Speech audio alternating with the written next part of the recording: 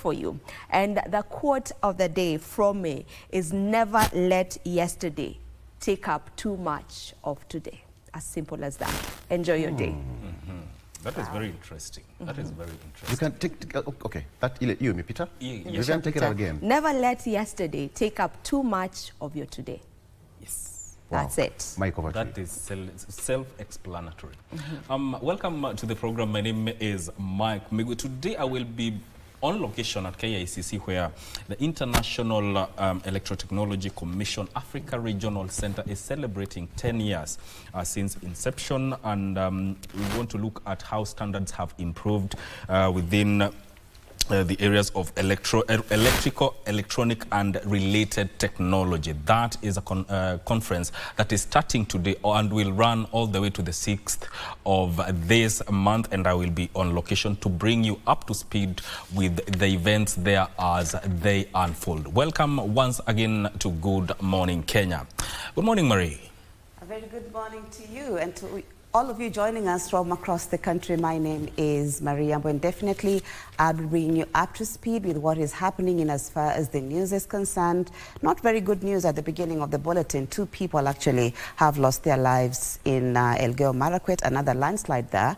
Remember, Chesongoch landslide happened where about 26 people were confirmed dead. So I'll be bringing you up to speed with that in just a moment. But before that, let me just take you back to what Vivian said. What did you say, Vivian? Never let yesterday take up too much of your today. So how do we do that? You know, that's, for me, that's always the question. There is the saying, then there is the how. By just allowing yourself to be, just be in the moment. Yesterday is gone, there's nothing you can do about it. Exactly. It's a brand new day, a brand new way for you to, you know, a brand new opportunity and chance for you to decide how your life is gonna be today. It's true, Vivian, what you're saying. I think I'm just prodding because sometimes someone, it could be an encouragement to somebody out there probably watching, you know, and listening to you. But the thing is staying in the present. But we have a problem as human beings. We always think about the future, we always think about the past, but we never think about the present, like what I'm doing right now, just be here. But we're always, so I think that I read somewhere where they said, when you're anxious, it's probably you're thinking about the future, which has not happened yet. So it's making you become anxious. So whenever you're anxious, you catch yourself and you're like, I'm thinking about what has not happened, and probably you're thinking about it the wrong way, in the sense of what maybe it will fail or something like that. So it makes you anxious. When you're feeling sad, you're thinking about the past, okay? But when you're happy, you're thinking about the present. So you'll be able to distinguish it like that. I hope it makes sense. Well, a very good morning once again. Let's get to the news where 2 people have been confirmed dead, with others injured following another landslide at Kibendo in KO South Elgeyo Marakwet County on Monday morning. Confirming the incident, Interior Cabinet Secretary Kipchumba Murkomen has called on residents to exercise caution and be aware of their surroundings and report any signs of earth movements to local authorities. This even as the government plans to send routine alerts to flood-prone areas in the country to create awareness and avert any eventualities. Timothy Kipnusu opens our bulletin this morning. Just a few days after a landslide at Chesongoch area of Elgeyo Marakwet claimed more than 20 lives, another deadly mudslide has occurred a few kilometers away at Kibendo in KO South Elgeyo Marakwet County this morning, claiming 2 lives with scores injured. So aliponyesha mvua nyingi kidogo kidogo tunasikia manguruma ya mawe akitokea huko juu, alafu tena mvua ikaendelea. Wakati mvua ilipopoa kidogo tukasikia nduru. So sisi kama majirani na familia tukakuja kufika hapa. Huyu mama ya mzee mke wake ambaye ameenda, so tulifika hapa, mama amevinyiliwa na wajukuu. In a statement, Interior Cabinet Secretary Kipchumba Murkomen has called on the area residents to be vigilant and report any signs of earth movement to local authorities. Kwanza wale wanaishi katika nyanda za chini waweze kutafuta makao mengine katika nyanda za juu ili wasiweze kupatwa na madhara kama haya. He, however, lauded the county government of Elgeyo Marakwet and the Kenya Red Cross for their quick response to disaster incidents in the area. In the meantime, the government now says it will be sending routine alerts to flood-prone areas in the country to create awareness and avert death that can be caused by mudslides and landslides. Speaking after attending the 40th graduation ceremony at Kenya Forest College in Londiani, Kericho County, Environment and Forest Cabinet Secretary Deborah Baraza said the Kenya Meteorological Department will be conducting the process. And we want to send our sincere condolences to the people of this region. Tomorrow we'll be there for the support. But as a ministry and also through KMD, that is Kenya Meteorological Department, we are sending routine alerts. And we'll be able to escalate this to ensure that there is public awareness, especially in the flood-prone areas. Baraza regretted the loss of 26 people who lost their lives at Chesongoch in Elgeyo Marakwet County after mudslide occurred in the area, as well as 2 people lost their lives in Kebendo in Keyo South on Monday morning. Equally, there is increased rainfall in the Lake Victoria region, the Rift Valley region, especially the west, the central and the southern region. And so we want to call upon Kenyans to be extra cautious in this region so that we can be able to move to areas that are safe. Let us avoid the riparian areas. National Assembly Speaker Moses Wetangula Wakamba and the CS called on the relevant ministry to map out high-risk areas so that residents can be evacuated. So Mama Deborah na wizara yako, map out all such high-risk areas and do a Marshall Plan to plant trees to enable the protection of our soils, especially where they are fragile in the face of heavy rains. Indeed, much caution needed there, especially for people living in the areas that are prone to disasters after heavy rains. And still keeping with the havoc that the rains have been causing across the country, 14 candidates who was set to sit this year's Kenya Certificate of Secondary Education, KCSE, have passed away in a landslide which claimed a total of 26 lives in Elgeyo Marakwet East, that is, in Elgeyo Marakwet County. Meanwhile, several female candidates are sitting the 2025 KCSE examinations in hospitals after giving birth. Elsewhere, an examination center manager overseeing the ongoing Kenya Certificate of Secondary Education KCSE examinations has been dismissed in Narok County for allegedly violating Kenya National Examinations Council's regulation.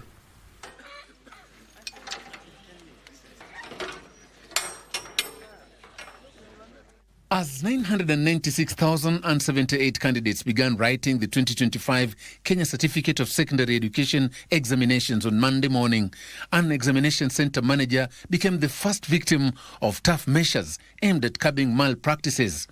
According to Narok County Director of Education Apollo Apuko, the said official has been dismissed for allegedly violating Kenya National Examination Council regulations. We have scaled down to one institution where the center manager is going to be replaced because of some kind of he's not working in accordance with the NEC regulations as far as the management of exams are concerned. And this we are going to do immediately. And therefore that institution, the deputy head teacher, will take over.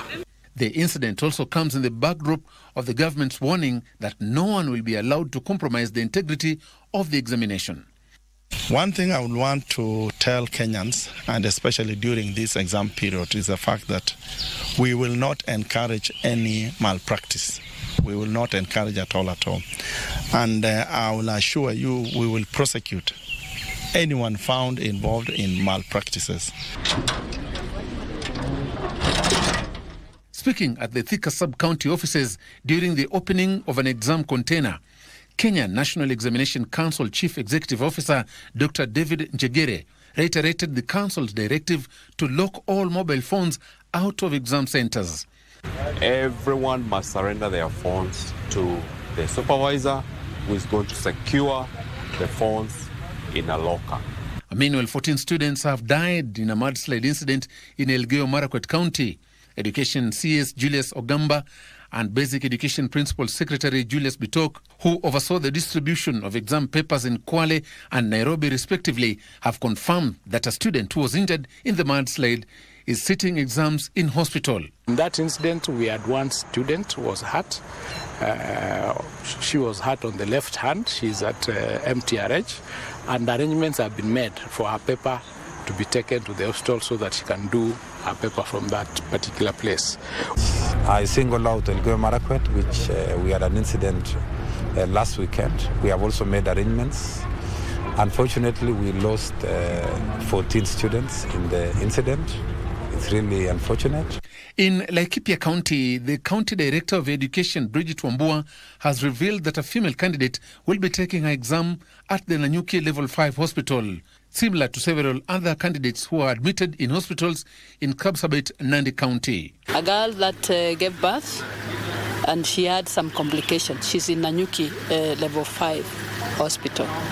So that is where she's taking her exams, and the exam is coming from Laikipia East.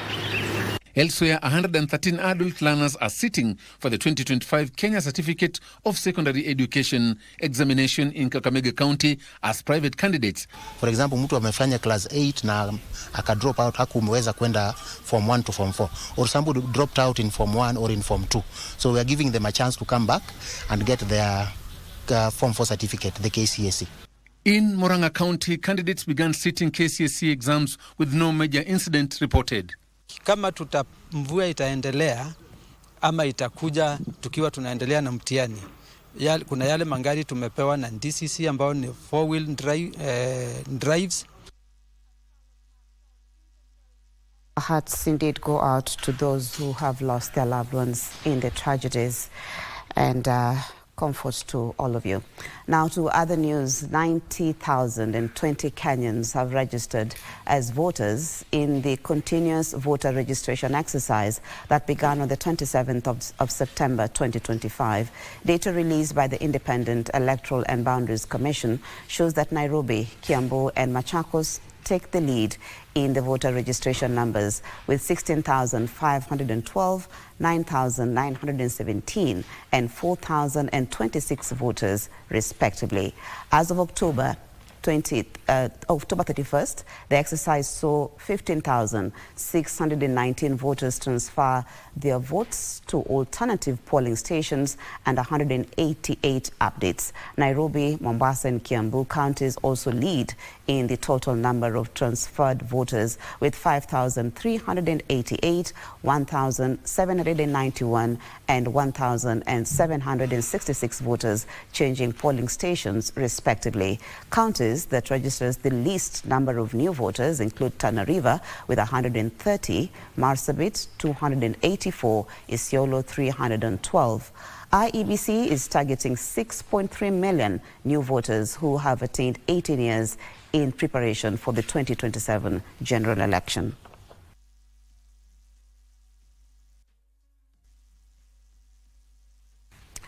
Now, police in Makindu sub-county have launched a probe following the killing of a second-year nursing student from Goshen Medical College in Thika Town who was allegedly stabbed to death. According to preliminary police investigations, the students and two other classmates had gone out to celebrate the end of their attachment, that is. A quarrel ensued after they returned to their rented houses, leading to a violent confrontation. What began as a night of celebration would end tragically in Makindu Township of Makueni County after a second-year nursing student from Goshen Medical College in Thika was stabbed to death. The student and two of her classmates had reportedly gone out to celebrate the end of their attachment at a local sub-county hospital. Nasikia vurugu hapa kwa nyumba yao. Kiasi kama dakika 35 naona msichana mmoja ametoka anavuja damu, ameshika mkono kwa shingo. Tukamuuliza, amesema amedungwa, akatuambia tuite usaidizi. Meanwhile, the main suspect, who also suffered knife injuries, is receiving treatment at Makindu Sub-County Hospital and will be handed over to police once discharged. The student Tatachi, who passed on, unfortunately had sustained a fatal stab wound at the neck region. The third student, identified as Sharon Muteti, is being held for questioning, with the police also interviewing witnesses, including a boda rider and a neighbor who filmed the incident. Niliamka asubuhi nikapata kuna chats kwa group ya class zinaendelea, so mimi sikujua ni yeye. So mimi the first person nilimpigia ni yeye ndo aniambie nini inaendelea. So mikupiga simu yake ilichukuliwa na dem fulani hapo wa klasi yetu. So yeye ndo akaniambia kuja hosi, kuna kitu inaendelea. So mimi vile nilienda ndo nilipata happen. The body of the deceased was transferred to Makindu Sub-County Hospital mortuary. And in Kiambu County, a wave of panic has gripped the Boma village in Kiawanda area after suspected arsonist torched a family home following two earlier failed attempts. Hii ni mara ya tatu yenye wameweza kuvamia, lakini mara ya mwisho ndio wameweza kuchoma kila kitu. Mara ya kwanza waliweza kuvamia na wakaiba vitu mingi sana na wakaharibu vioo na kila kitu hapa. Lakini sasa kwa hii mara ya tatu ndio wameweza kuvamia na kuiba vitu na kuchoma pia. Ndeya Sub-County Police Commander Roslyn Mnyolmo confirmed the incident, saying one suspect has been arrested as investigations to establish the motive behind the repeated attacks continue. Hatuelewi mzozo inatoka kwa nani ama hii mambo inatoka wapi. Two culprits have been arrested. The case is under investigation. Further report to follow. And finally, detectives from the homicide unit have today released 10 bodies of the victims of the Shakahola massacre for burial in Western and Nyanza regions. Families who were present at the morgue confirmed the bodies that had been positively identified through DNA matching. DNA imetoa miili miwili na hiyo tumeambiwa mpaka tuchukue hiyo kwanza na ile nyingine ikipatikana tutaitiwa tutaenda kuzika. Authorities say the bodies included one from Likuyani, two from Malava, another two from Butere, two from Emuhaya and one from Kisii County. Walipotea watoto 5 na yeye mwenyewe mtu wa 6, lakini kwa saa hii tumepata mwili 4. Now, Kenya has taken a major step towards cutting the high cost of fertilizer after President William Ruto broke ground for the Kengen Kaishan green fertilizer plant. The 100 billion shilling facility will use locally produced green ammonia to manufacture fertilizer, reduce import dependence and cutting cost for farmers. The project is expected to boost food security, create jobs and advance Kenya's transition to clean, home-sourced industrial production. Kenya is positioning itself as a potential hub for organic fertilizer and green ammonia production in East Africa.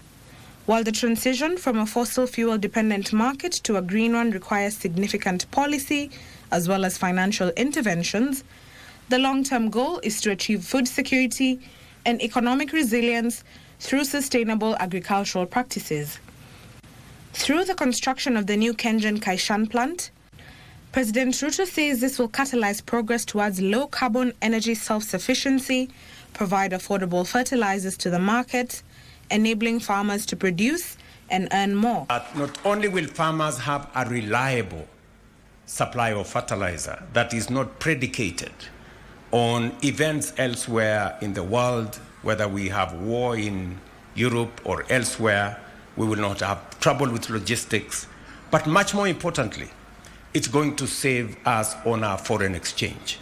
Ruto says the factory will use 165 megawatts of geothermal energy to synthesize green ammonia into fertilizer, making it the first project of its kind in Africa. Further, the plant will also help transition Kenya towards a green model by reducing up to 600,000 tons of carbon dioxide emissions annually. We have been in many meetings. Ever since I came into office, I held the Africa Climate Summit to discuss how to balance environment and nature, and to persuade many who do not see how it is possible for us to live in a world that is sustainable and to have energy that does not interfere with nature. We will recapture the non-condensable gases in the geothermal steam to produce a carbon dioxide, which will feed into the fertilizer plant. This means zero emissions from the geothermal power plant, no waste, no pollution, a closed system where everything has a purpose. With a total investment of $800 million, the project is expected to generate over 1.7 billion shillings in annual profits for KenGen and open opportunities in carbon trading. Around the world, markets are rewarding sustainability. Green fertilizer will give Kenyan exports a competitive edge, open new markets for our agribusinesses, and strengthen our position in global value chains. Plans were also mooted to introduce a national infrastructure fund that will help the country finance key projects in energy, roads, and dams. A look at sports now. Tanzania Premier League reigning champions Yanga have been placed in a tricky group ahead of this season's CAF Champions League group stage set to kick off this month. Yanga have been placed in Group B together with 12-time champions Al Ahly of Egypt, AS Faf of Morocco, and Algeria's JS Kabylie. Here is the group stage draw. Tanzania Premier League reigning champions Yanga have been placed in a tricky group ahead of this season's CAF. Let's get the details of that story.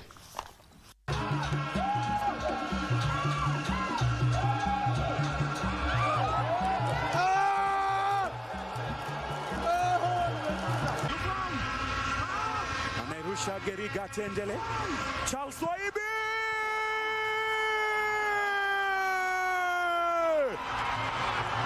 Charles Waibi Moses! Mgeni anakosa adabu za ugenini.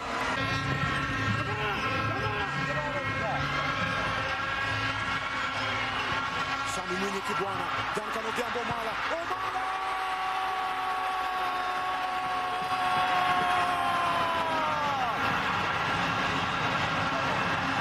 Ni wanda kick Duncan Omala. Anasema lazima iwak. That's where we bring the news to a close. Thank you so much, as always, for your time and the company. My name is Maria Yambo. Coming up next is Victor Lo with the rest of Good Morning Kenya.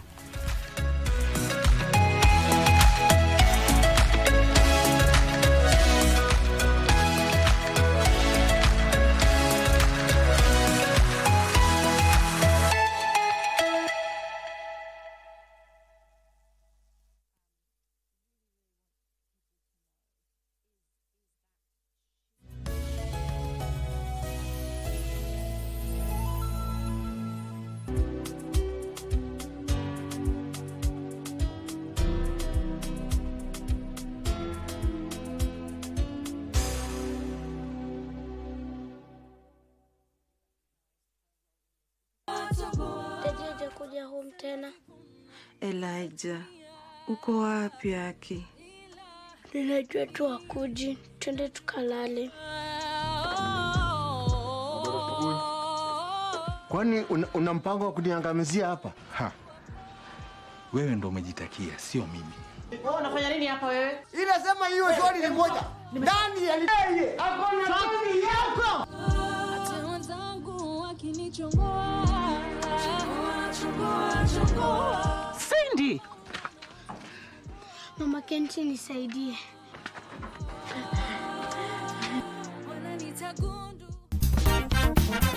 We are looking at what happens to a woman in those critical months and weeks after delivery, why support is so crucial, and what ways can communities, families and health systems put together to work better with these new mothers. It leaves a lot on her body that one needs to recover and go back to pre-pregnancy state, and that is a process that's physiological, that's mental, that's psychological. My challenge and the biggest challenge of all is communication, because we don't have many healthcare providers who know sign language. So we have a service on the mother side providing information and providing extra reminders and education, as well as referring them to care. We need to be more keen on mothers when they come for clinics.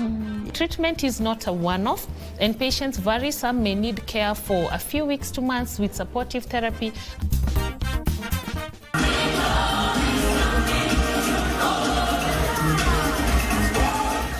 It's art, it's culture, it's fun, it's attitude.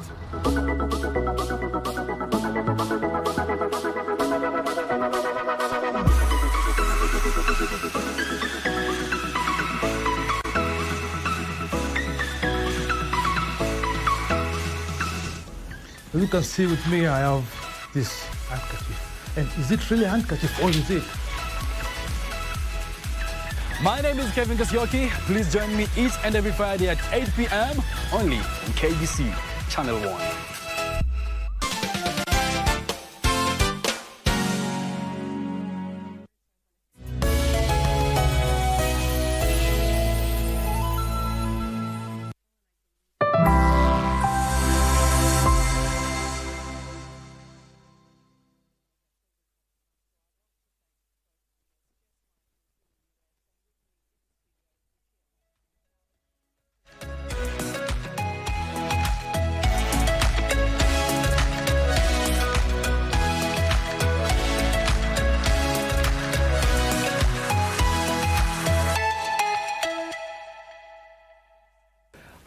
Welcome back. Good morning. And it's now time for us to get into the politics and talk about politics and current affairs, what's happening in the country and, of course, across our borders, to make sense of everything we have around us, because that's what we do best.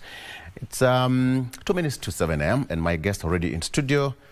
Let me start by introducing Honorable Francis Kaviu, who is the minority leader in the County Assembly of Machakos, as well as Honorable Seth Panyako, who is MP candidate, Malava constituency under DAPK. Gentlemen, thank you so much for joining us. Thank you. Francis, good morning. Good morning, Victor. How is our neighbors? Machakos is good. At least it's raining. Yeah, absolutely. Farmers are busy on their farms. Yeah. But it cannot be busier than Western Kenya. I know that place very well. And Seth Panyako will testify to that. Sure. It's raining. Mheshimiwa, karibu sana. Thank you. It's a long battle for you. How is it? Well, it's shaping out very well. Right? Yeah. People are speaking. Right. And they are speaking loudly and very clear on what they want to be done and who they want to be elected. And therefore, we are on course. Yeah. Okay. We'll talk much about that later on. But let me start with the front page of our local dailies. Let me start... Francis, what do you have there? You have the front page of the Star. The Star. What do you have on the front page of the Star? Gachagua. Just raise it up to the camera, kindly. There you go. So what's on the front page? Gachagua to back, go ahead. Gachagua to back Kalonzo, Natembea and Matiang'i lineup. Yeah, there is a picture of the four gentlemen. Yes. On the front page. And also there is a question. Will Raila influence 2027 election from his grave? XDP won't run for presidency, but will get 50% of Kalonzo government. That is according to the Star newspaper. Yes. Gachagua to back Kalonzo, Natembea and Matiang'i lineup. What do you make of that headline? Let me start with that. You are a member of Wiper? I'm not a member of Wiper. I'm elected on a Maendeleo Chap ticket. Very good. But I think from the headline that we have today, I think the united opposition is starting to take some shape. Yes. And also, it's a good news for Kenyans because I think where we are as a country, from communication point of view, we appear to be doing well. But deep down the veins, of the country, all is not well, because I think this is the second month our university students are at home, and it doesn't seem to be a priority. Yeah. And to kill a nation, you just need to interfere with its education system, because that's the future of a country. Our young people are the future of this nation. So if the education is no longer a priority for a government, then there is much that is left to wonder what is their priority. If you also look at in terms of our food security, we are also not doing well. And those are two key pillars of towards developing of a nation. So I think the earlier they agree and forge a united front, better for them. And for me, Kalonzo is the ideal compromised candidate. He might not be the strongest, but if you relate with the Kibaki scenario, Kibaki might not have been the strongest candidate for the National Rainbow Coalition in 2002, but with the support of the other like-minded, they were able to turn around Kenya and put it on a upward trajectory. Yeah. So I see a repeat of the same, and Kalonzo as the flag bearer, backed by any other running mate. That's between whether Natembeya and Matiang'i. Whether it's Natembeya or Matiang'i, or even Eugene Wamalwa. Okay, so let's just pick Kalonzo as a flag bearer, as as reported by the Star, and pick Natembeya first. Leave alone Dr. Matiang'i out first of all. I think Natembeya, in terms of public service experience, he has all it takes, and is also coming up well. So I think it's a collabo that will work well for Kenya, and it will also try to bring a different dynamic, a new team, new players into the national political arena. Because if you see Kalonzo and Natembeya from the western region, there are two regions that have not had the opportunity. So it will also be a breath of fresh wind in our leadership of this nation. Take Matiang'i and Kalonzo. Matiang'i is also good in terms of public service. We saw what he was able to do, and I also think he stands a bigger chance because behind the Matiang'i name, I think we have the former president in the shadow, and that might be a very influencing factor that might seem propelled to the second position. But whichever way the united opposition decides to go, it will form a formidable team. And if you observe what has happened in the oncoming by-election, if you take, for example, where Honorable Seth is contesting, the united opposition was able to come at a compromise position and agree we are into this together. And if you remember, in the build-up to 22 elections, you remember the current president did send a very strong signal through some of the by-election that happened that time by fielding a single candidate with the people who are of the like-minded. So them agreeing to field a single candidate for the side is a good beginning. And it's also, if they have a well-coordinated campaign, is going to be a very strong signal. And let me get from Mheshimiwa Panyako. Here we have the headline, before you get to other headlines as well. So what do you make of this lineup? Gachagua? To back Kalonzo, Natembeya and Matiang'i lineup. You see, every Kenyan who is able has the right to become the president or the deputy president. Yes. But you know, politics in Kenya, we say, is local. So the local matrix have to come in strongly when choosing a presidential candidate and the running mate. In this particular case, Kalonzo, Musyoka, Natembeya, lineup will be the strongest in these speculations. The reason is that Natembeya has become a phenomenon. He's rising and is becoming a unifying factor with the Mlembe nation. And therefore picking him for the deputy president will definitely unite and solidly have the Mlembe nation behind him, and will be assured of about 4.2. Will he crack that hard nut? Because the Mlembe nation, that unity has been quite elusive. Every electoral cycle. The Mlembe nation is not fighting for unity. Yeah. The unity is following what they are fighting for. We, the current crop of politicians, we are not fighting for the traditional unity. We are fighting for dignity and respect for the Luhya nation. And the dignity and the respect of the Luhya nation, automatically, it's sounding very well for the Mlembe nation, because we believe we have not been respected and placed where we belong as a community. Yeah. And that is why Natembeya and the new political message that we have for our people is resonating very well with them. I have not been a proponent of Luhya unity, because unity is something that comes automatically. It must be grounded on certain principles that bring people together. And in this case, maybe we have been lacking things that bring us together as a nation. What are these? I cannot tell you, but at the moment, what's bringing the Luhya nation together is realization that other political players, communities, have not taken the Luhya community with the seriousness that it deserves in recent times. And that is why even when you see the Malava by-election that was being conducted by UDA, where there is a gentleman called Farouk, who sleeps in Malava, wakes up in Malava, is the one campaigning, is the one moving from place to place.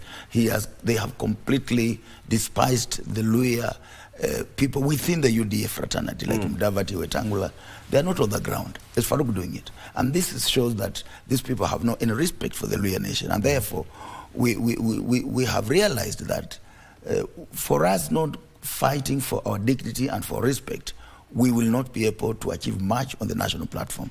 And this is a uniting factor. And that is why you see Natembeya has come up strongly with the Tawe movement. And when you hear the messaging clearly, it's about our people being respected. And I can assure you the message is being well received by our people. And that will be the uniting factor. So the unity that people have been talking about must follow a particular thing that brings people together. Okay. What do you have on there? Do you have a delineation with you? It's the standard. The standard. Mheshimiwa, you have delineation with you there. Yes, I have. What's the front page of the delineation? I have the delineation here. Okay. What does it say?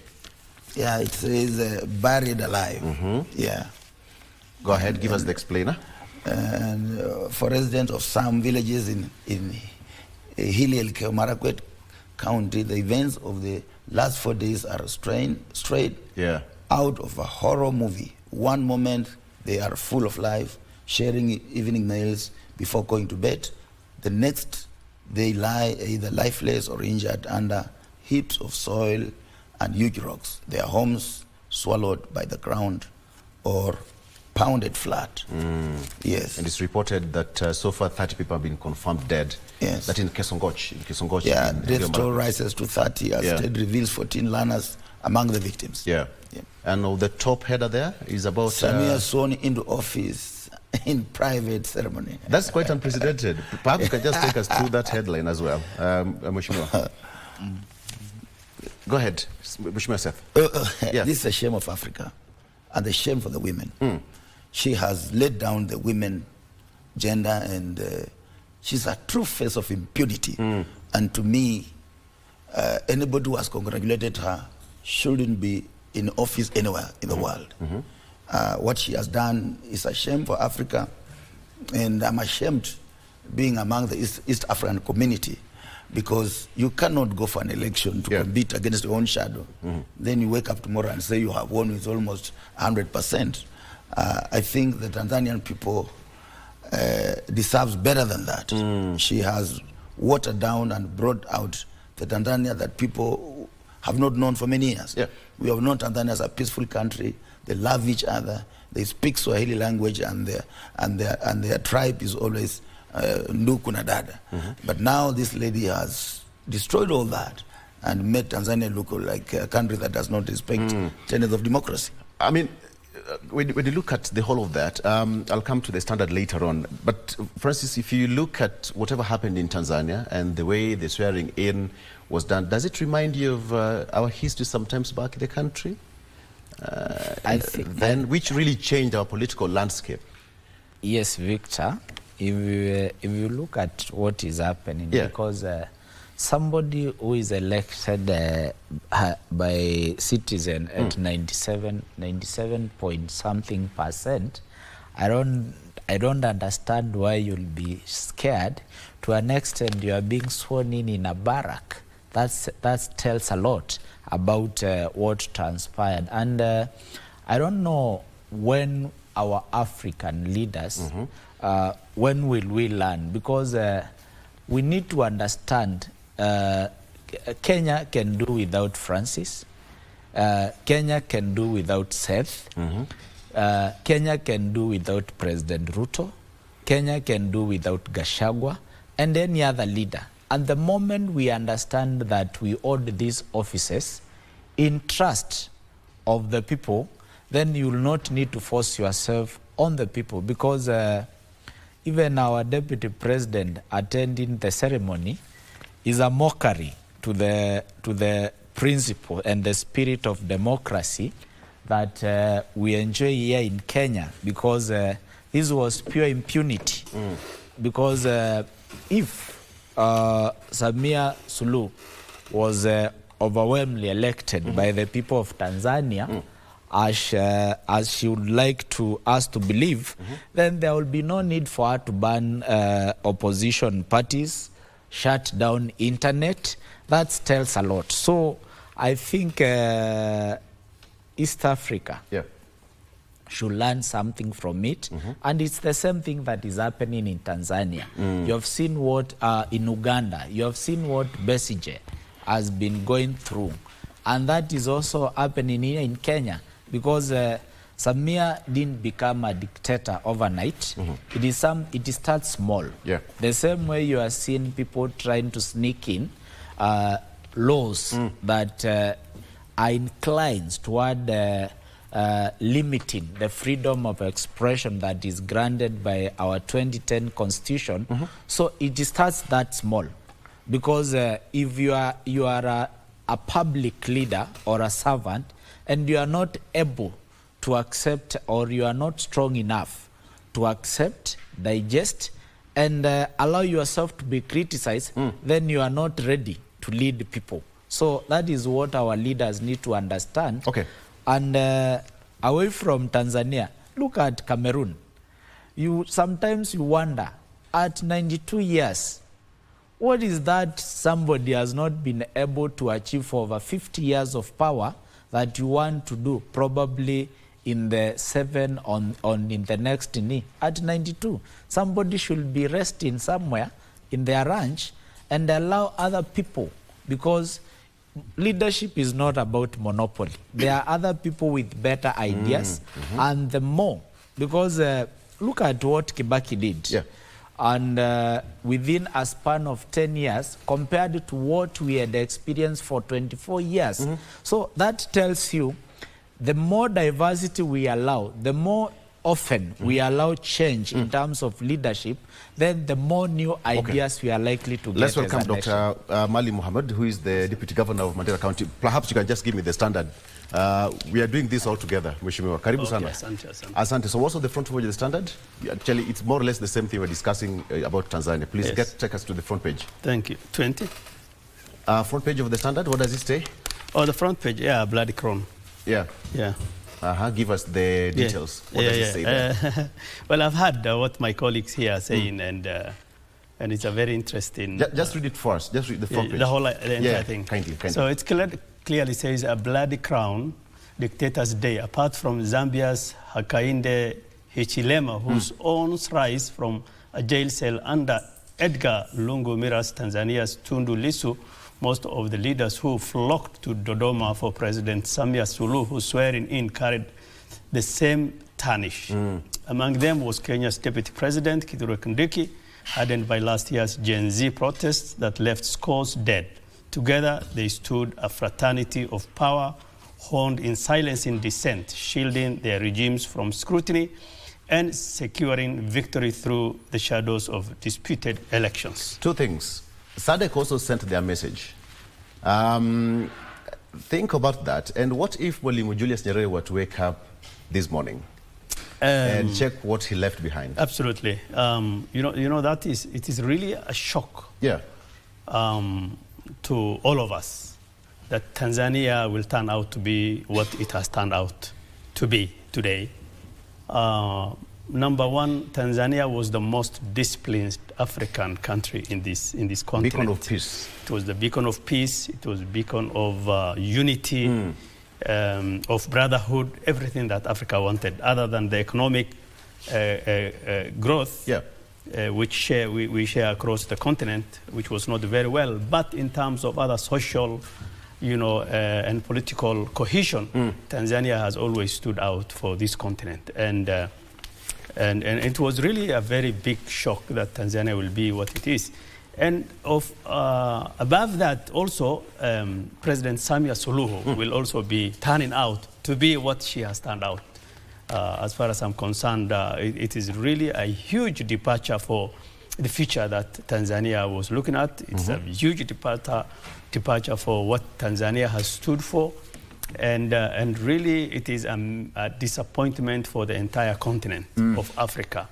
And so we really need to go back and debate, because Africa cannot continue to be what it is really, the direction that it is heading. Yes. Was one of my colleagues just mentioned a guy who has, put himself by force at the age of 92. That's really, really saddening. So I think as Africans, we need to go back and debate and see whether this, in today's age, whether this is the direction that this continent should continue to take. Okay. So let's come back and discuss this. Mheshimiwa Seth, when all of this is happening across the country, let's come back home. Can you hear the political and the 2027 political drum beats beating beyond or behind the horizon? Can you hear how loud that drum is being beaten? Yeah, the drum is being beaten, headed towards the Samia Suluhu's direction, because when you hear the head of state who holds instrument of authority and is supposed to be a symbol of national unity, saying that my opponent have no brains, and saying that he will beat them very early in the morning. And then you realize that this is a man who does not believe that democracy prevail. Because you cannot, and you hear him say that the person who was giving some little competition with sufrias on the head is no longer there. Then you see that we have a problem in the country. And from where I sit, Kenyans will not allow this country to go in the way of Tanzania or Uganda. We'll continue fighting for what we believe is good for this country, and of utmost to ensure that there is peace and stability in the country. But we will not surrender or relegate our constitutional right for free and fair elections in these coming by-elections as well as in 2027. So we must put this president on notice, because his policies have failed this country. And therefore, we are saying whatever he's saying is not good for the country. What did you expect? I expect him to do his work and stop politicking, because he's already in office. And those who are not in office have the right to check him, because they have to do oversight. The function of the other people, we don't have the opposition in Kenya. We have the majority and the minority. The minority is those we normally refer to as the opposition. Right. Their responsibility is to ensure that they talk on behalf of the people to oversight the government. So when they do that, they are not actually doing politics. They are doing the work of oversight. And the responsibility of the president is to respond to what's being raised by the people who are oversighting the government by doing the right thing, and not just thumping and saying, I've already won the 2027 elections, the opposition have no brains, the man with the sufuria who was giving it little trouble is no longer there. Some would argue that that's a political statement made in a political rally. with people cheering in Western Kenya, Mheshimiwa. You know, Kenyans, you know, when you have hired crowds, they are waiting to be given 5,000. No, how do you say that? That was no, when you have hired crowds, they will cheer everything. Even if you tell them that I'm going to kill your mother, they will cheer. A person with a brain cannot cheer when you say that a person with a spray on the head who used to give me some little competition is no longer there. It means seriously you know something more than what we know as Kenyans. And that is not something that any person with a clean mind who can, an average reasoner, should not be able to clap. Even a person who is not going to school. What do you make of this, Francis? Because it's interesting. The political drumbeats, and whoever is beating it, which may even you people are beating it already. And I can hear how loud that drum is. What are you seeing? What can you hear? I think... from Western Isikuti being beaten thoroughly. I think apart from what Honorable Seth is trying to insinuate, the current president is someone you can't underrate. And instead of the united opposition on focusing on what he's saying, because he could be making those distraction noise to divert them from the main agenda. So as the united opposition, instead of focusing on what the president is saying, what he's doing, they should focus on telling the people where Kenya is and what needs to be done. That is the most important thing, because Ruto, the current president, is an expert in throwing jabs. And in most of the time, if you are not careful, they'll put you off balance. So the united opposition have their own agenda. The president has his own agenda. So for them is to focus. And it's unfortunate, not every average Kenyans thinks in the dimension of Honorable Seth Panyako, because that is where we are. Those people that he is calling hired, those are the people who will vote and elect the next president. So if they can be hired to clap now, nothing stops them from getting hired to vote in a certain direction. So what needs to be done is a lot of civic education so that the citizens of Kenya can understand where we are, the predicament that we are facing as a nation, and the direction that we need to take. So if they keep, because if you look at the way the president is in office, but is already on a full gear in terms of campaign, and they might take it seriously, but to some extent, what he's trying to tell the united opposition is, if in 2022, if I was able to swim against the system and beat it to ascend to the throne, I don't see any bigger challenge come 2027, since I have the system, and I'm also I have the machine guns to mobilize and put up a sprinted campaign. So what the opposition needs to do is to be prepared, and prepare well. It is not going to be a walk in the park. It does not be a walk in the park. Yeah. Mheshimiwa, I mean, I'm looking at this way.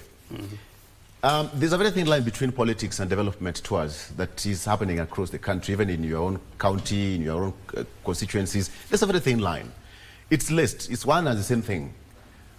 But how loud is that drumbeat ahead of 2027? Already we are here. Yeah, well, Victor, first of all, you must understand that we are about 2 years away from election happening. And all the people we are talking about are politicians, including the president and what they call, quote unquote, the united opposition.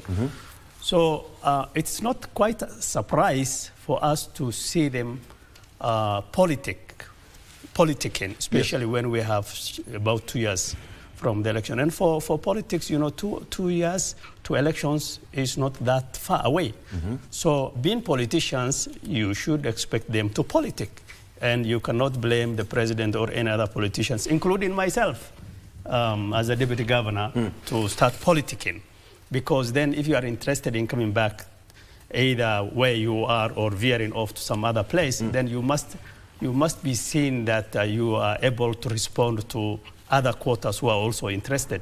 So that should not be something that we should blame politicians on why they are political and why they are not focused on development. But to give you a very clear illustration of how this thing works is that when you are elected, the first 1 year to 2 years, you are very focused on delivering your manifesto. So politicking is almost close to zero because you are confident you're already in the office. Come the midterm, there will be a bit of element of politicking because now you can feel that the other time for election is closing. And the closer you go to the elections, the more you will see these noises that you are talking about. I don't want to call it necessarily noises, but it is clearly politics. So the president, the members of parliament, the opposition are bound to politics. And I agree with you that that momentum, that noise is now picking up quite clearly across the country, especially being the fact that one of the most prominent leaders in this country has left us, and that has actually thrown a spanner into the entire political landscape in this country, somewhat causing some sort of confusion where everybody stands. Yes, clearly when the Right Honorable Raila Odinga was alive, in his last few months to years, we kind of knew his position with the handshake with Ruto and all that. And most people believed then that he was aligned towards William Ruto, although that was not a guarantee, knowing Honorable Raila, could change things anytime. But what is happening right now is that it has put a lot of doubt and confusion within the UDA. Yeah. It has put the same confusion and chaos within the ODM even more, and similar to the Gachagua-Kalonzo axis. So these noises are bound to happen, and they're happening at every level, at the party level, at individual level, at the coalition level. And so these are generally things that are expected, and the president has every right. That does not mean that, that he should not respond to political salvos or things like that. He must respond as a politician where necessary. But nonetheless, that does not take away the fact that as a president, as a leader, he should also continue to focus on what's very important for Kenyans and giving us direction and guidance. Okay. There is this question. How unsettled is Wanjiku? I mean, the whole political spectrum is changing. Yes. Of course, everybody's now going to the drawing board, whether you are in the United Opposition, you are in ODM, you are in GAP. The entire political landscape has changed, so to speak. Yes. The moment Honorable Odinga passed on. So how unsettled is Wanjiku? So that is the question we need to ask each other, not Ruto or Gachagua, whoever responding to things. That is the actual question that we need to ask, is that what is the common man and woman in Kenya thinking about the current political landscape? And it is a total confusion. Even you, even me. Confusion. Yes, because we don't know. And it will take shape. Generally things are chaotic in the beginning. Yeah. And it will continue to be chaotic, and it will take shape because we have a lot of players in the field. And these players in the political landscape are bound to align and narrow down into one direction, one group, and then another. Thank you. So we will continue to see how these things plays out. There is a lot of scenarios that we can play out right now, but none of them are things that we can bet on. All right. I'm a good man. And I cannot have this show without serving you tea. There's a place you come from. And I was actually surprised why there is no tea or water. Tea is here. I'm going to tell you that. From where he comes from, tea is, it's very important. Not uji, not ile uji tunajua. Yes. All right? Yes. Let's take a break.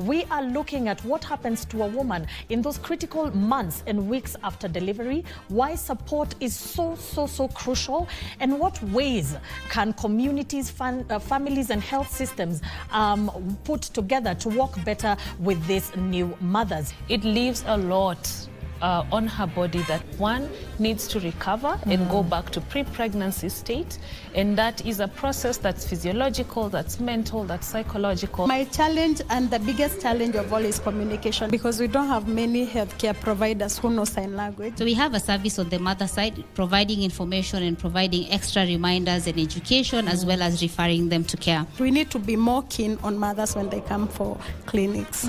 Treatment is not a one-off, and patients vary. Some may need care for a few weeks to months with supportive therapy.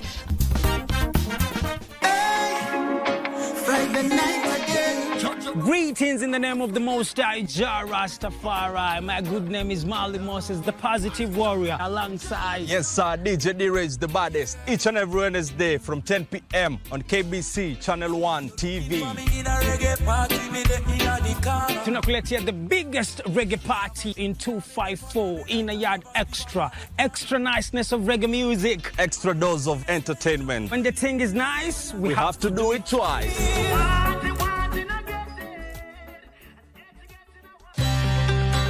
Want to enjoy free-to-air digital TV with crystal clear quality? Here's how to get started with Signet. Step 1. If you have a smart TV, you're good to go. Next, connect the aerial to your TV. Now, do an auto search on your TV. Just follow the prompts on the screen. And that's it.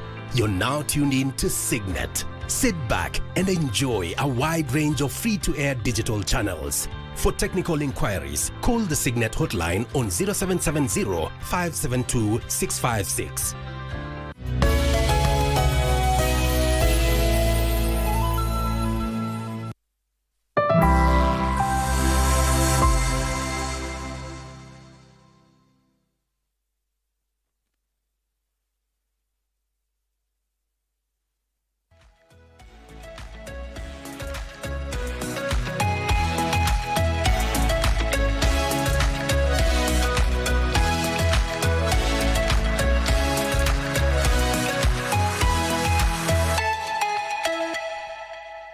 Back. If you've just joined us, you've missed a bit of the show, but hey, we are here to get you updated. Now, my question is, how unsettled is Wanjiku? Because now it seems that the political landscape has changed. So let me come back to you, Mheshimiwa Panyako.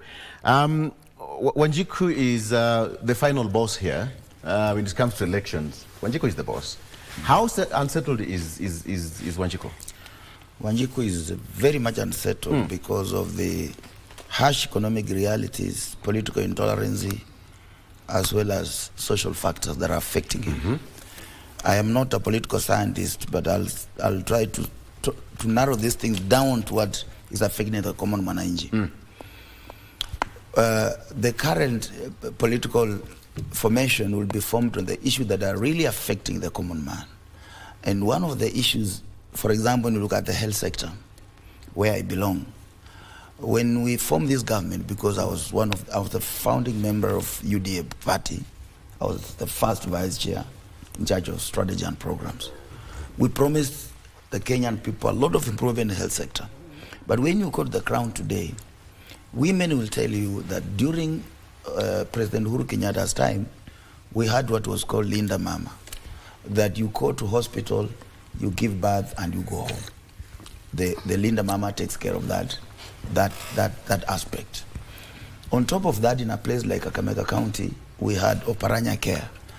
Within the 6 months, the mother was given birth, will be given 2,000 to go with it at home.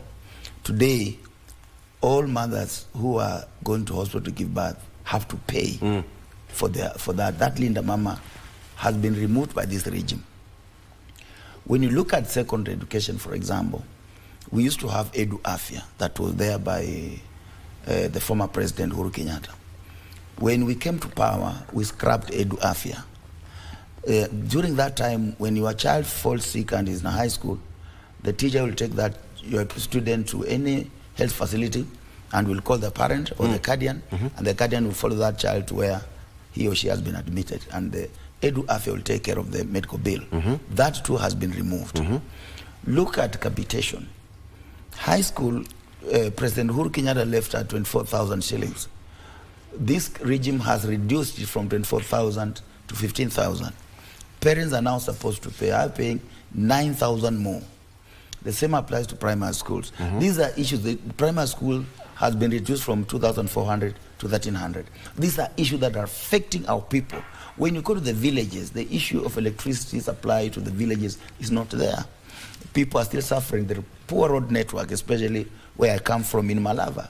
People have problems. Then we look at political intolerance, how our children were killed during the Mandamano's time. These affect our people. We have parent children in our villages, and they continue to affect our people. And therefore, really issues are going to shape the direction that Kenyans are going to take. And we will ensure, we in the political sphere, that we sensitize and educate our people on real issues. So when you look at that, you definitely say that we have not improved Kenyan lives. Generally, look at the workers. We have been, the workers have lost 2.7% of their gross salary to this thing they're calling SHA, which is not even working. Yeah. The workers have lost, is it 1.5% for housing levy to build houses? They are selling those houses and they're not telling you where the money is going. Land is free. They have taken land, stolen public land, built those houses, sold to private individuals, and you don't know where the money is going. So the workers of this country will vote to almost the last man against this government. And these are really issues affecting people. The purchasing power for Kenyan workers has been interfered completely. And the translation of it is that this money doesn't reach the Mamamboka down there. We promise better life for Mamambokas, we promise better life for Botabotas. So when you remove Linda Mama, are you helping a Botabota? When you reduce Edu Afi, are you helping Mamamboka? When you go around and kill our children, you become political intolerance, are you helping the Kenyan citizens? So the Wanjiku has not, to me, is having serious issues that will shape the current political direction. Yeah. Yeah. Okay. Francis? I think as a nation, the common or the ordinary citizen, I would describe them as disappointed, because most of the pledges or promises that were made by the current government in the build-up to 2022 election, a promise of a better future, a promise of a better Kenya in terms of economic advancement, that has not been realized. So it leaves the Wanjiku at a disadvantaged point. And that is likely to have a bearing impact come 2027. Because if you could remember the promise or the strategy that Seth came up with it, although it appears like he has divorced them for now, we were promised better education, but what happened? I don't know whether the current CS for education doesn't understand especially what he's supposed to do, or is it that his hands are tied? But if you look at even the new curriculum for both primary, the whole CBC thing, it's a lot of confusion, something that we expected to be different. If you look at the university, what used to be a very good funding model through the help, it's nowadays it's an illusion. It is not working, and nobody seems to understand what is happening. And Victor, when it gets to a point that it's only the government that is talking a lot about what it's achieving than the citizen, because you cannot set an exam, do it yourself, and mark for yourself.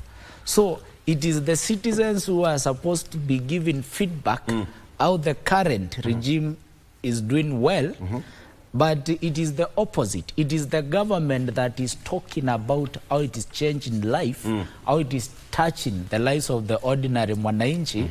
But in Swahili, somebody will ask you, na mwananchi na yeye anasemaje?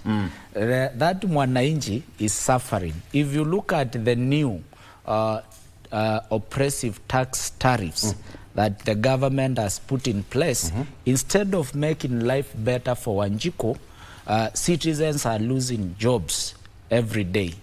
The oppressive tax tariffs are discouraging investment, and that translates to either people losing jobs or no new opportunities that are being generated for people to access employment.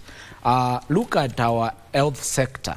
It is also in confusion, and it is no longer about service delivery. You saw how the CS for health was behaving. I don't know whether it was in Parliament or in Senate. They don't have that empathy for the Wanjiko. So it is something that leaves a lot of questions unanswered. And I think even for the common investor, you see, if statistics are done, the people who are being depressed for just deciding to be investors or to do business in Kenya, KRA, it has turned away from its mandate of ensuring that our tax policies are implemented well to a tormentor. It is a crime nowadays. If you are an investor, the same government, you do job with them, they are not paying at the county levels, but the moment you invoice, KRA is on your back demanding for you to honor your tax obligation immediately.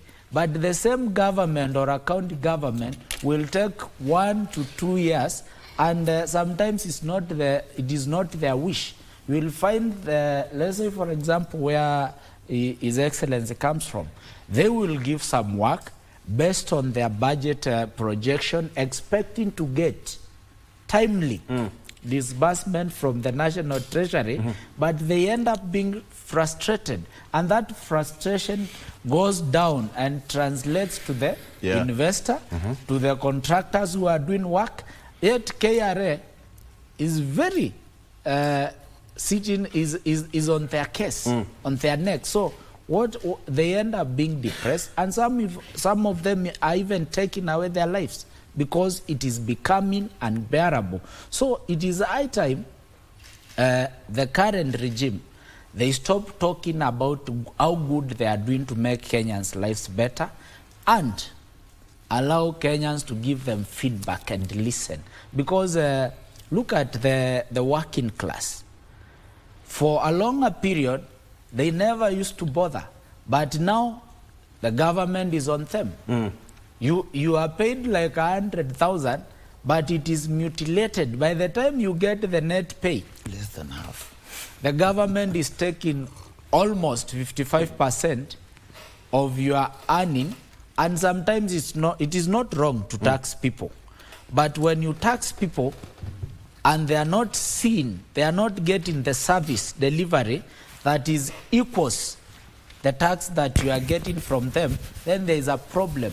I think where we are is only the president and his close associate who attest and believe to the ideology that we are doing better as a country. And we are going back to those times. You can't get 7.8 billion to pay the lecturers who have been out of class for almost 2 months now. But if you look at the border empowerment, where the president was given 3.5 million as his donation, you multiply, do we have 207 constituencies? So if you multiply that amount by the total number of constituencies, and add now the amount that is being given to, and there was also the previous empowerment that had happened before this one. If you combine those funds, you will find that we have enough money to pay the lecturers and keep them in classroom.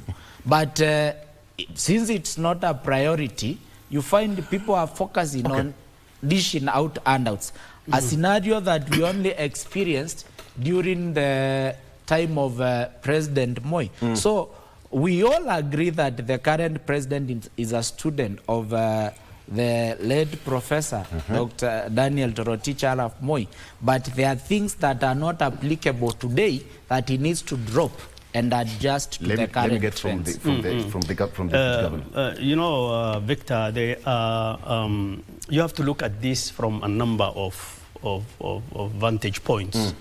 When we talk about Wanjiku or the common person, first of all, what is very important for the common person, the bottom line is the cost of living. Can I buy a bread? You know, can I take my children to school without having a lot of stress? Can I afford my transport? Just the very, very basic things. And really that is an indicator of, a good indicator of how well or how poorly we're doing in this country. And it's a very difficult thing to measure sometimes, but also you can feel it. Yeah. You can just feel it in the air.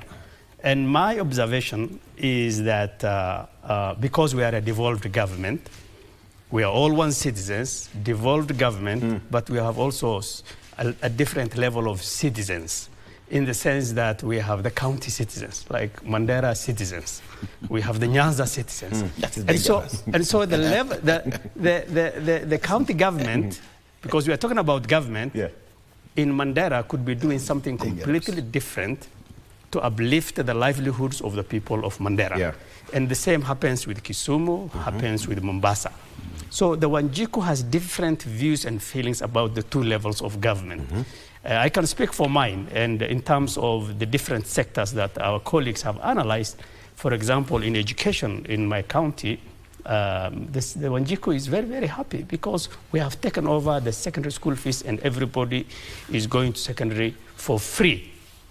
Yeah? That is not true with Kisumu. It's not true with Mombasa. It's not true because you are few, Governor. Yes, so... Is it because of the numbers? Yeah. So, what number? So, we are paying for almost 40,000 secondary school students. That's not true with every county. And so you can imagine the difference between the feelings of the two Wanjikus, if you want to use that terminology. And that is true. In healthcare, we have put quite a bit of legwork as a county government. And we had ensured that every person in my county is able to access and afford healthcare without being turned back when they come to the dispensary at the primary level to the referral level. So this is quite subjective in a way. But when it comes to the national government, I agree to some extent that there's a lot of noise and a lot of chaos that really confuses what are the views and the feelings of Wanjiku. You talked about SHA, for example. First of all, we must agree fundamentally, and the advantage I have over my colleagues here is that I am in government, so I can actually, I'm an insider and I can feel what's happening, is that, for example, SHA, you see, when government comes in, why you come in is, and you campaign on a platform of manifesto to believe that you can actually change things and improve this country or this county.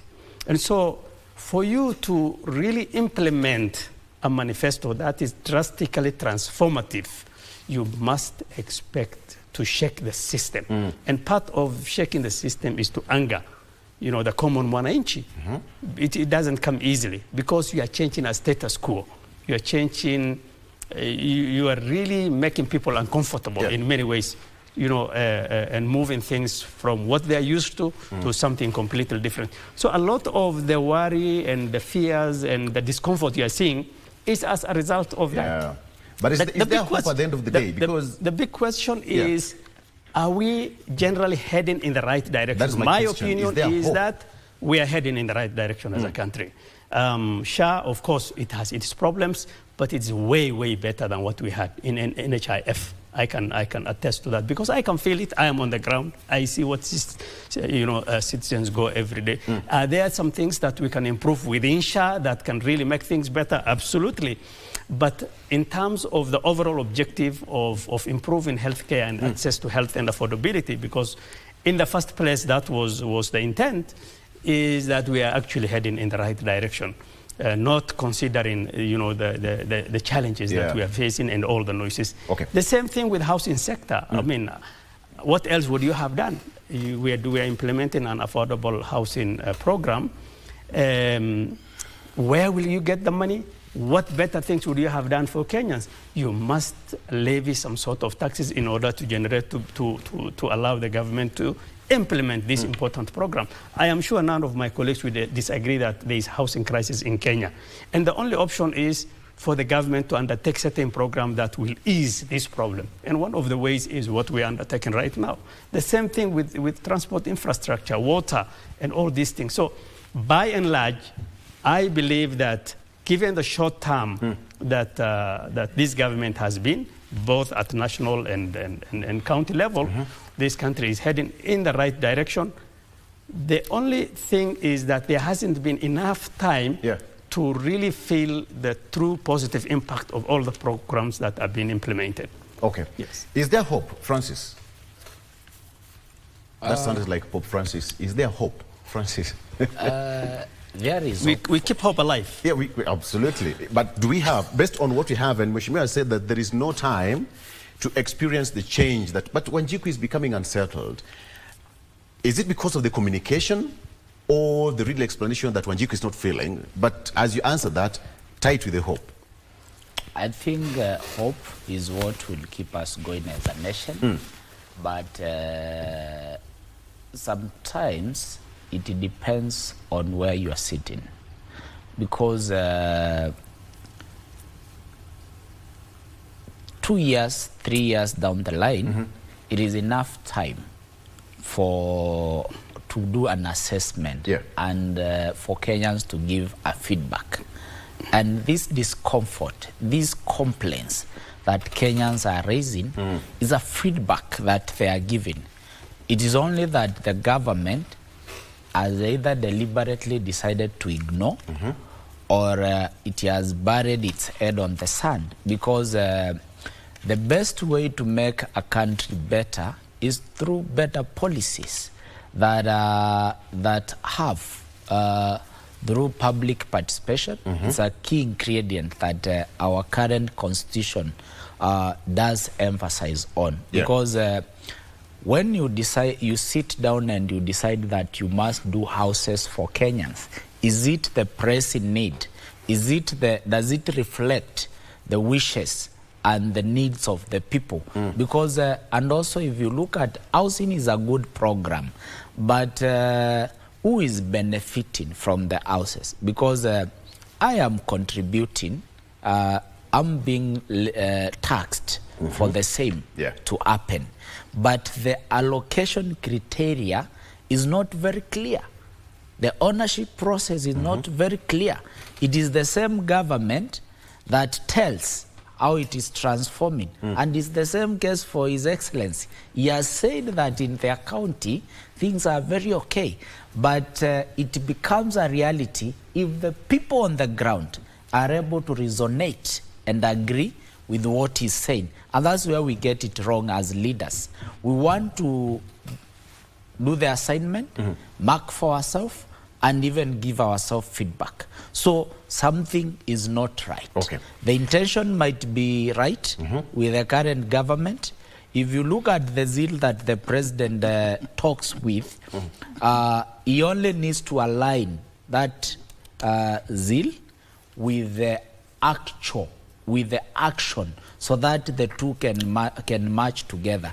Because if you talk big and your talking is not aligned to the right actions, then you might not achieve what is there. I want to give that hope is there. Yes, but I think a lot need to be adjusted, and the Mwananchi must rise to the occasion and demand for a better Kenya. This brings me to the next question. Honorable Seth Panyako has a battle, Mheshimiwa DG. Malava constituency is raising a lot of focus and attention in the country. That's Malava constituency. I wanted to comment on this. You are sidelining me in this show. No. There's a way I wanted to tie it. Okay, but you can go ahead. But I still want to ask you this question. It will be wrong for me to keep quiet when the deputy governor has raised critical issues. First of all, about SHA. He says it's working. Do you know that he does not rely on SHA? He has a complete medical cover paid by our taxes. So he does not understand what a common mwananchi is going through with SHA. Today, NHIF, for example, you are required to pay 500 for 3 months. Then you access the care, which to common mwananchi was much better. Common mwananchi on the ground, because me, I'm on the ground and I'm paying SHA for very many people in the village. A widow who has lost her husband, who's a breadwinner, because the husband used to send to her maybe 5,000, 3,000 per month or whatever for upkeep. When you go to register for SHA, they will look into her phone and say, oh, you have been getting this amount of money. No, you need to pay 1,000 shillings per month. And you have to pay that 1,000 for 12 months for you to access the care. What is the next problem with that? What happened is that this SHA now is not a medical scheme. It's not a social protection scheme. It appears now if you fall sick, you pay. If you don't fall sick, you don't pay. What is the net effect? The net effect that you and me that have a pay slip are the ones now who are going to finance those who are paying when they fall sick. Because if you pay 12,000, your bill is 500, and SHA pays that. Who pays about over 100, 400 and something thousand? The issue of social protection, health services being one of them, is that we pay many of us, so that those who are not sick in the course of the year will have to pay those who fall sick. But this system now tells you just wait to become sick, then you pay. So it means you and me that have a pay slip are the ones going to pay for these other people. Yeah. At the end of the day, you have heard even them saying, that I was the first person to say SHA is bound to collapse. Of course, with the corruption inside it. But you saw they were saying the expenditure, what they are paying is much more than what they are getting. It's bound to happen. So it would have been better for it to remain the way it was and make improvement within the NHIF that we had. That issue is the one that's really affecting common man on the ground. You have to pay for a whole year for you to access. So sisi ambao tuko kwa ground huko tunasaidia wananchi, tunajua hizi shida. Are you saying that? Mheshimiwa, you need to go back and look what NHIF was. No, I'm talking about practical things. You cannot claim that we could transform NHIF. In transforming NHIF, that is what you have. That's why you have SHA. I am telling you, when you talk, I was keeping quiet. Because it will but we have to make necessary corrections. It will become an exchange. Yes. Which is not good. Two, I've talked about Linda Mama that has been removed. Edu Afe that has been removed. How have you proved that? You have made the life. By the way, Linda Mama is Linda everybody now, eh? It's not only mamas, including men, children, and everybody. Okay. Because I have only 2 minutes to go. Okay. Mheshimiwa Panyako, gentleman, he has a battle to fight on 27th. I wish him luck. Thank you. But he needs to change kidogo. From where? We must start looking at SHA properly. Yes. Mheshimiwa, what are you going to do differently, Malava? Why is it raising a lot of focus in the country? I mean, we are not breathing in Nairobi because of Malava. All the money that is being stolen is now being brought to Malava. I'm telling you, we have a country where the president is richer than the country itself. You can't say that. You cannot be a president. You call 10,000 teachers in State House and you give each one of them 10,000. How are you going to... You come to State House, Kakamega, you call 5,000 people, you give each one of them 5,000, and you have no money to pay for How are you going to change Malava? How are you going to change Malava? How we are going to change Malava? Simply, we are going to...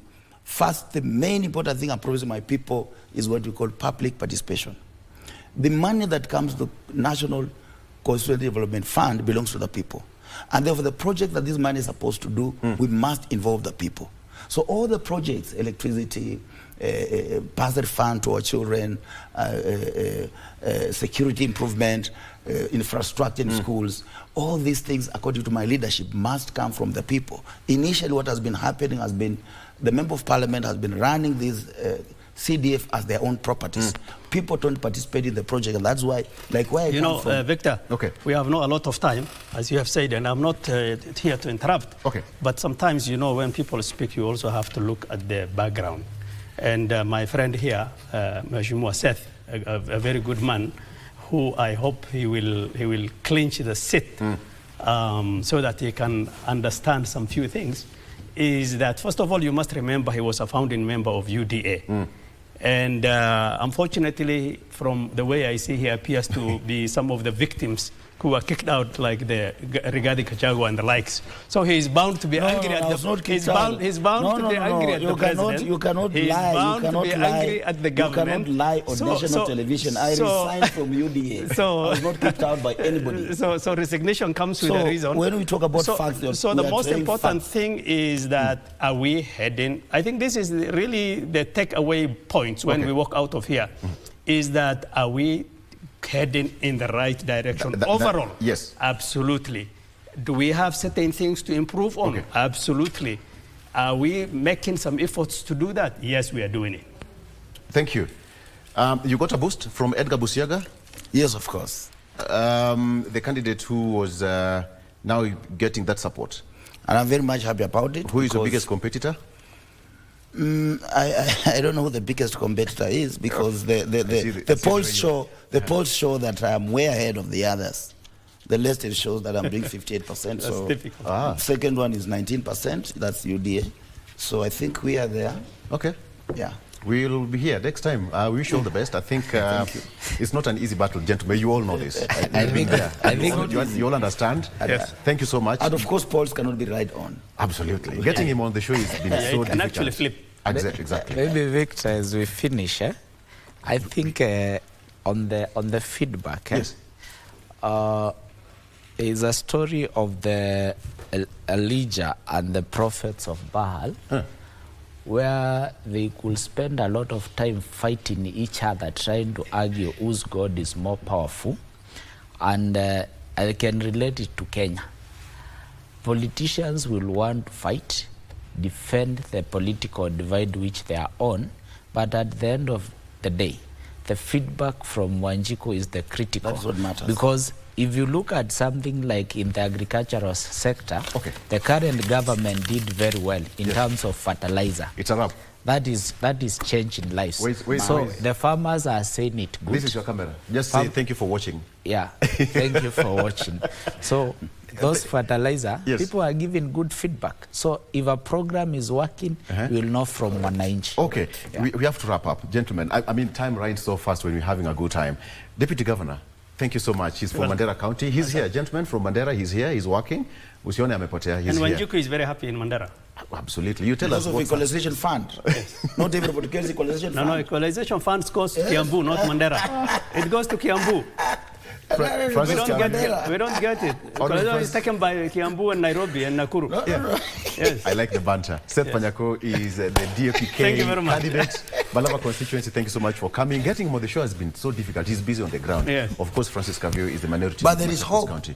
There is hope. Where there's no hope, we'll commit suicide. I am happy. I'm happy. Seth says the only thing that I don't agree with him is that the current regime is headed in the right direction. Thank you for watching. Good morning. I'm Victor. Bye-bye.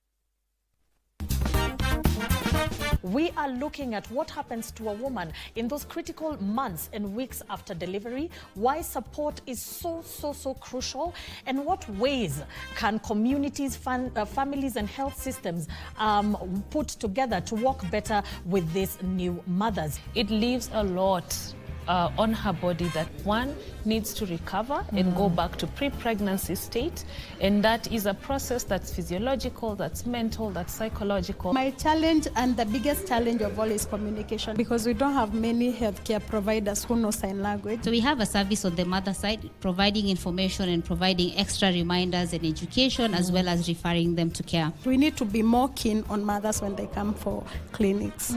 Treatment is not a one-off, and patients vary. Some may need care for a few weeks to months with supportive therapy.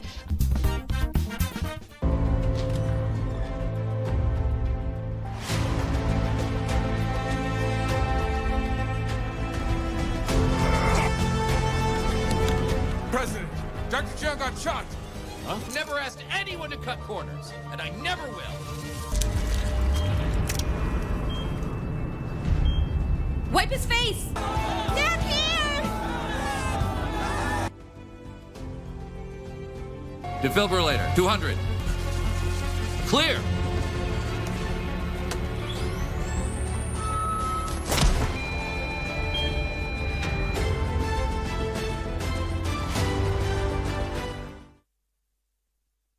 Looking to advertise on KBC? KBC announcement services are now available on eCitizen. Visit kbc.ecitizen.go.ke and fill out the online application form. It's simple. 1. Complete the form. 2. Upload required documents. 3. Receive a quotation based on word count. And 4. Get notified via SMS when your announcement is ready. Please note, clearly indicate the type of announcement, service station, and all relevant details. 2. All applications must be made online only. Manual submissions will not be accepted. And 3. Announcements will air after news bulletins. For assistance, reach us on email ecitizen@kbc.co.ke or use our social media handles, Facebook, your Facebook account, and X at your X account. Or you can call us on 0723 892 654 or 0734 780 124. KBC announcements. Simple, fast, and digital.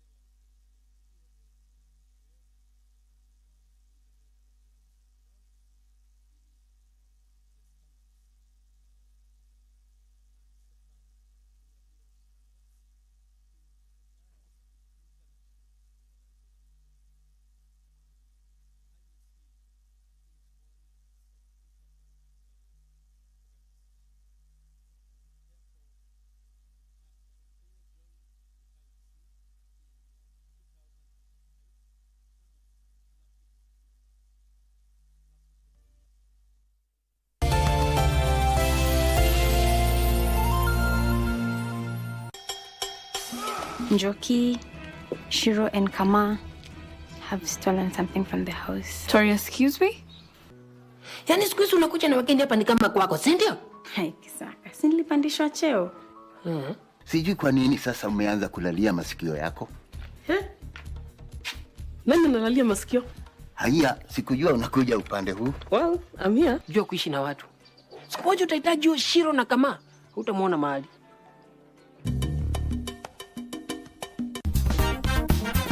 We are looking at what happens to a woman in those critical months and weeks after delivery, why support is so crucial, and what ways can communities, families and health systems put together to work better with these new mothers. It leaves a lot on her body that one needs to recover and go back to pre-pregnancy state, and that is a process that's physiological, that's mental, that's psychological. My challenge and the biggest challenge of all is communication, because we don't have many healthcare providers who know sign language. So we have a service on the mother side providing information and providing extra reminders and education, as well as referring them to care. We need to be more keen on mothers when they come for clinics. Treatment is not a one-off, and patients vary. Some may need care for a few weeks to months with supportive therapy.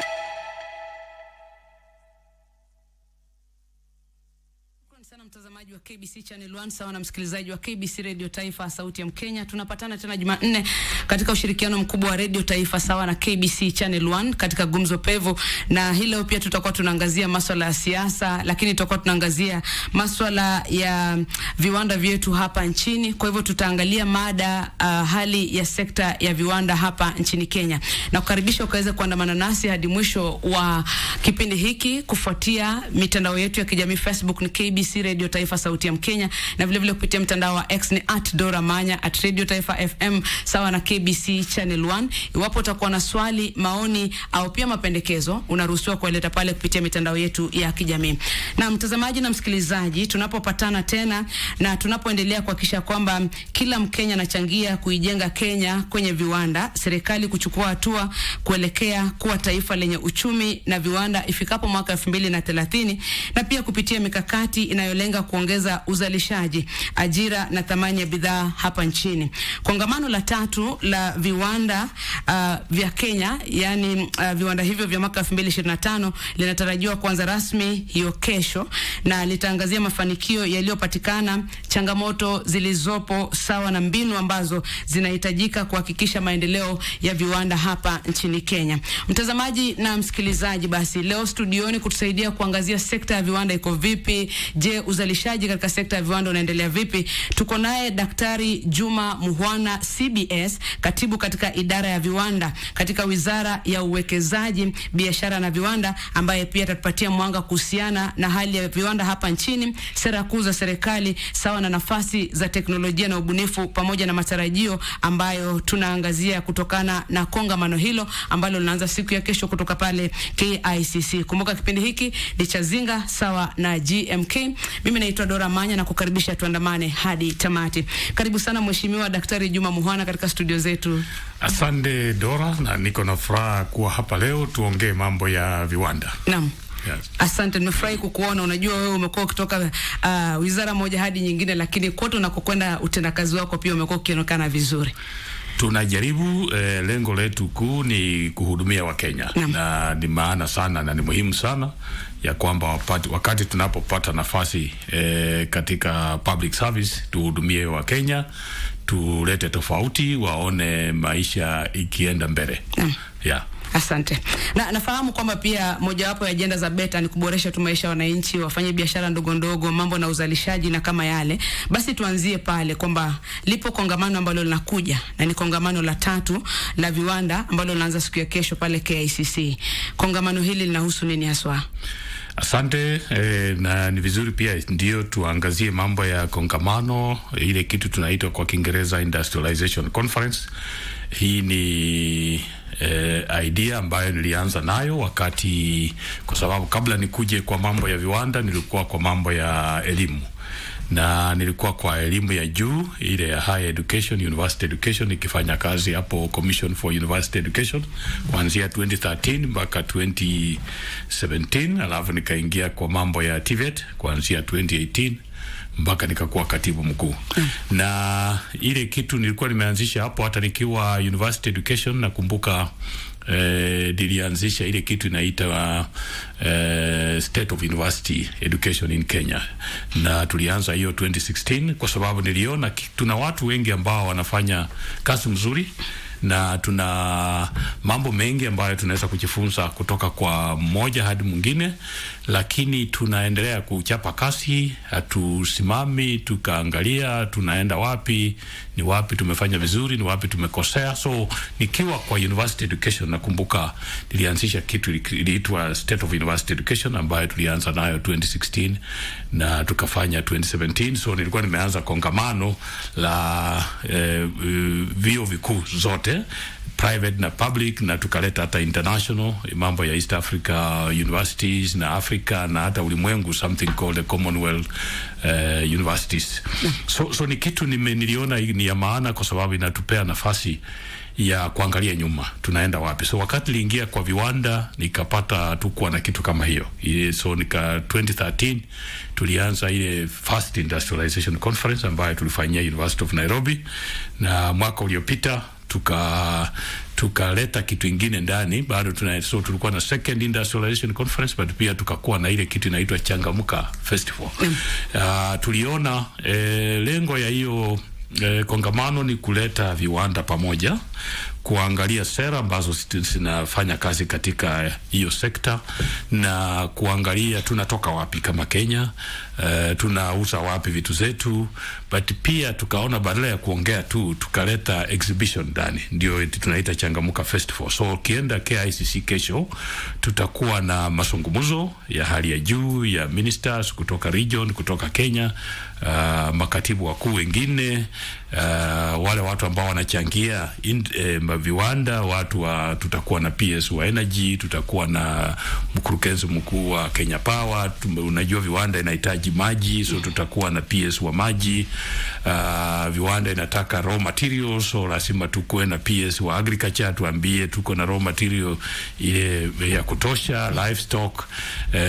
Pia tuko na mambo ya barabara, kwa sababu tukishasalisha hiyo bidhaa lazima itoke kwa factory iende iuzwe sokoni.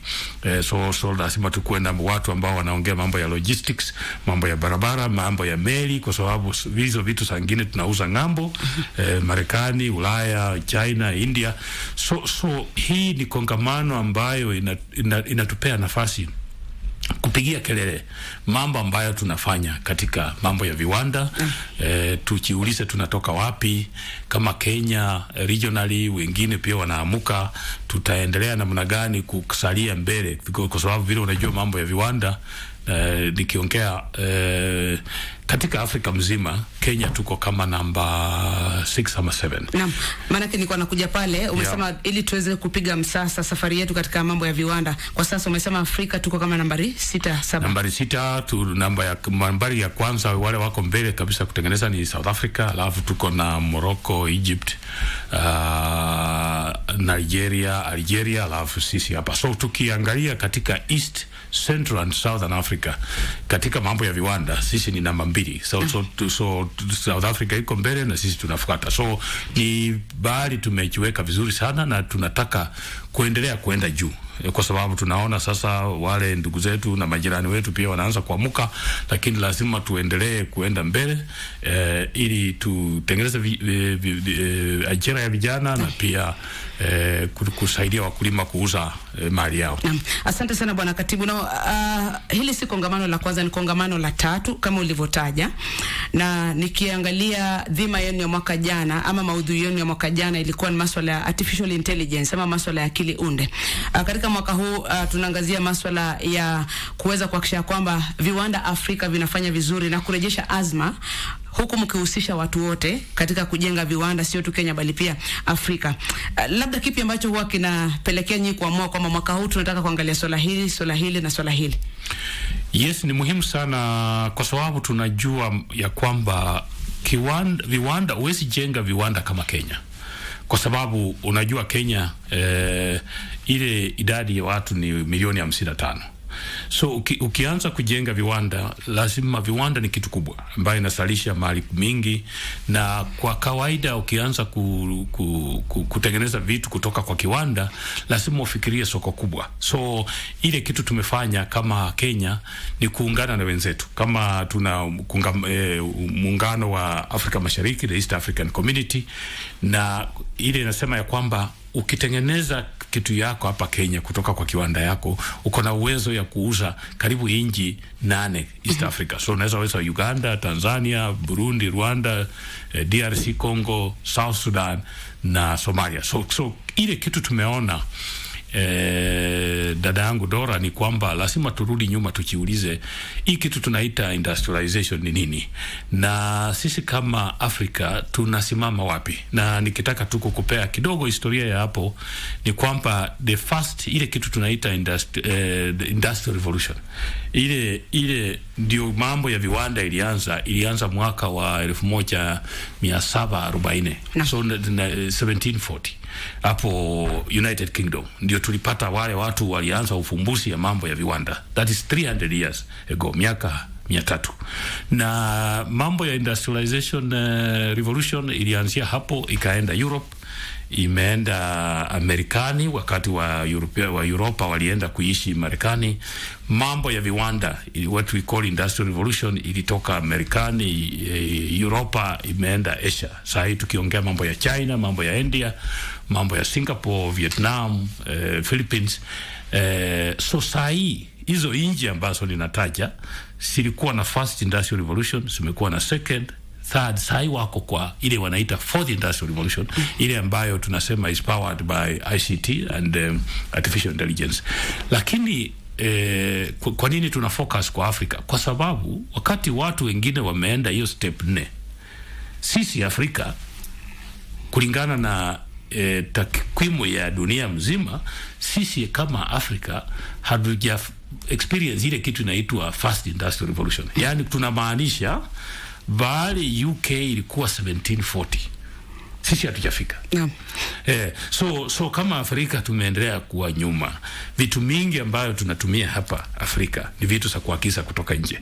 So saa hii ninaweza kukupea sababu ya kwamba kama nchi yetu kama hii Kenya, ile vitu tunatengeneza hapa ni 20%. Asilimia 80 ni za kutoka nje. Na ndio tumesema sisi kama Waafrika lazima tujipike cheki, lazima tujaribu, kwa sababu nchi tajiri tuna relationship kubwa sana kati ya nchi kuwa na viwanda na nchi kuwa tajiri. Naam, tutakuja hapo Afrika baadaye kidogo, manake tuanzie hapa nyumbani ambako pia rais anasema kwamba tunafaa kuwa first world country.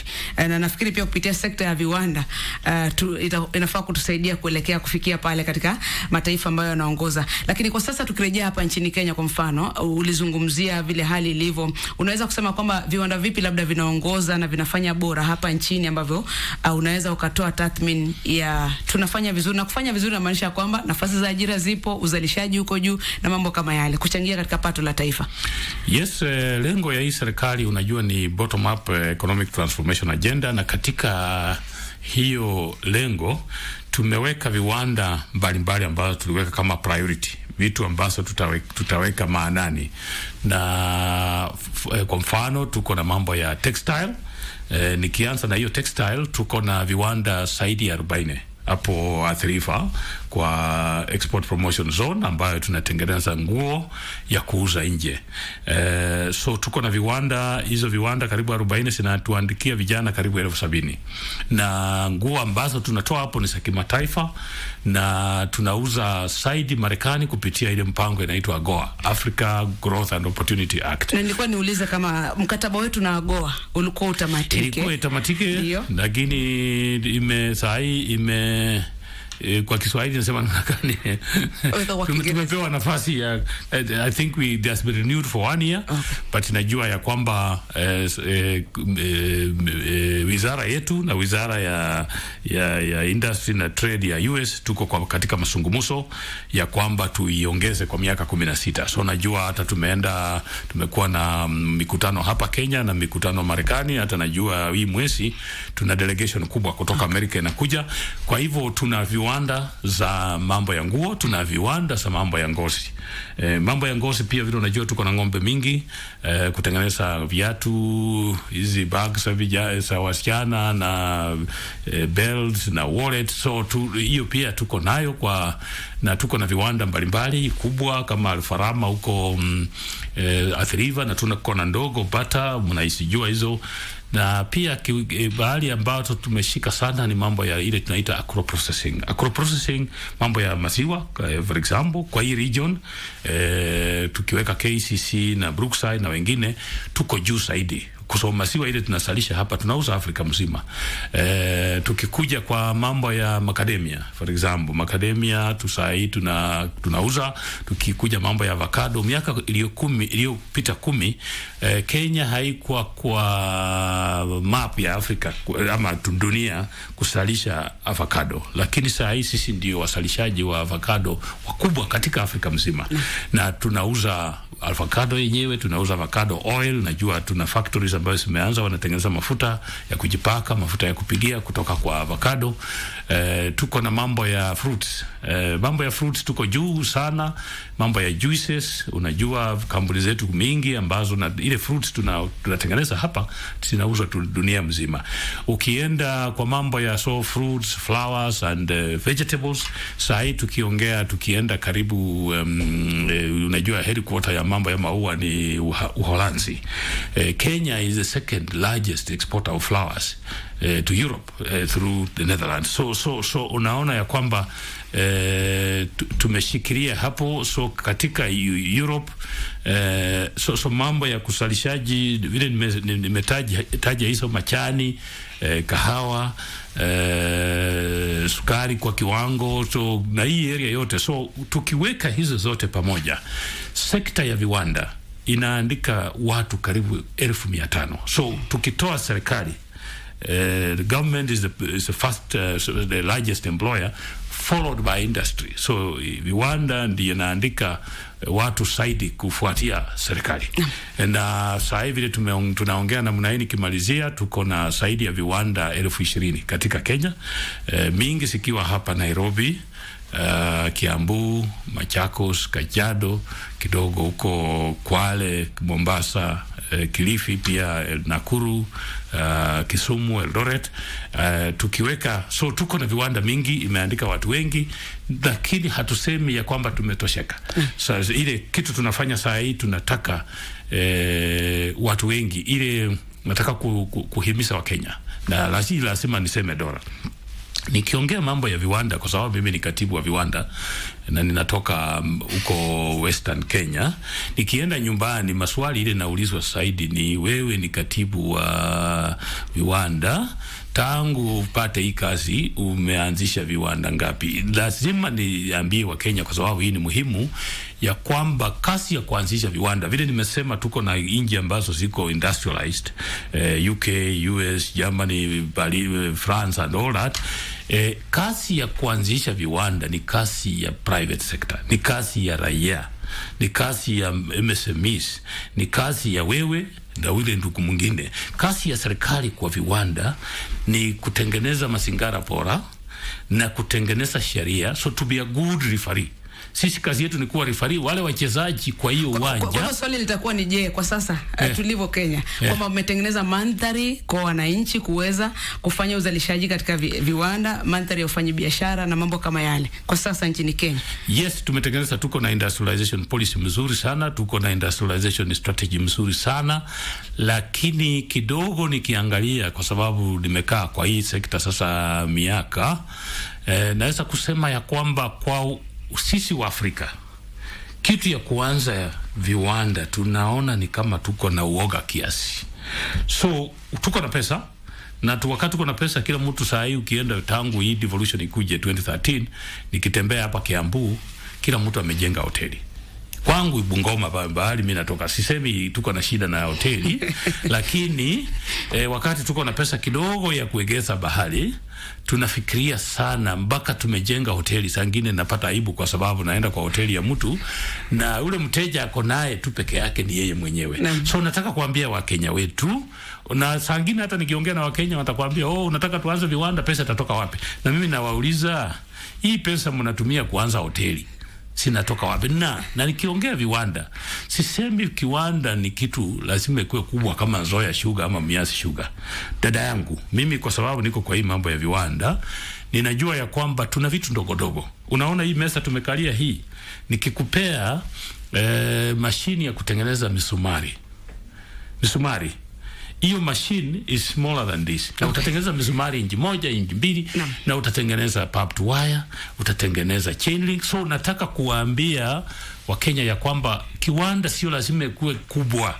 Tuna vitu ndogo ndogo, ukienda tu hata kwa YouTube yenye unaweza kuanzisha. Na usiniambie hauna pesa, kwa sababu ninajua ya kwamba yale mambo tunafanya ni makubwa hata kuliko yale viwanda inataka. Tutakuja hapo mheshimiwa, manake swali ambalo litajitokeza hata kwa vile viwanda ambavyo vipo vingine ambavyo tunaweza kusema vimezimia, zingine zinachechemea, zingine zilifungwa. Watauliza kama si kazi ya serikali kuanzisha viwanda, lakini kwa nini basi serikali isiweze kuzipiga jeki hizi ambazo hazifanye vizuri, lakini utajibu hilo baadaye. Wacha nijibu hapo kidogo, usitoke hapo.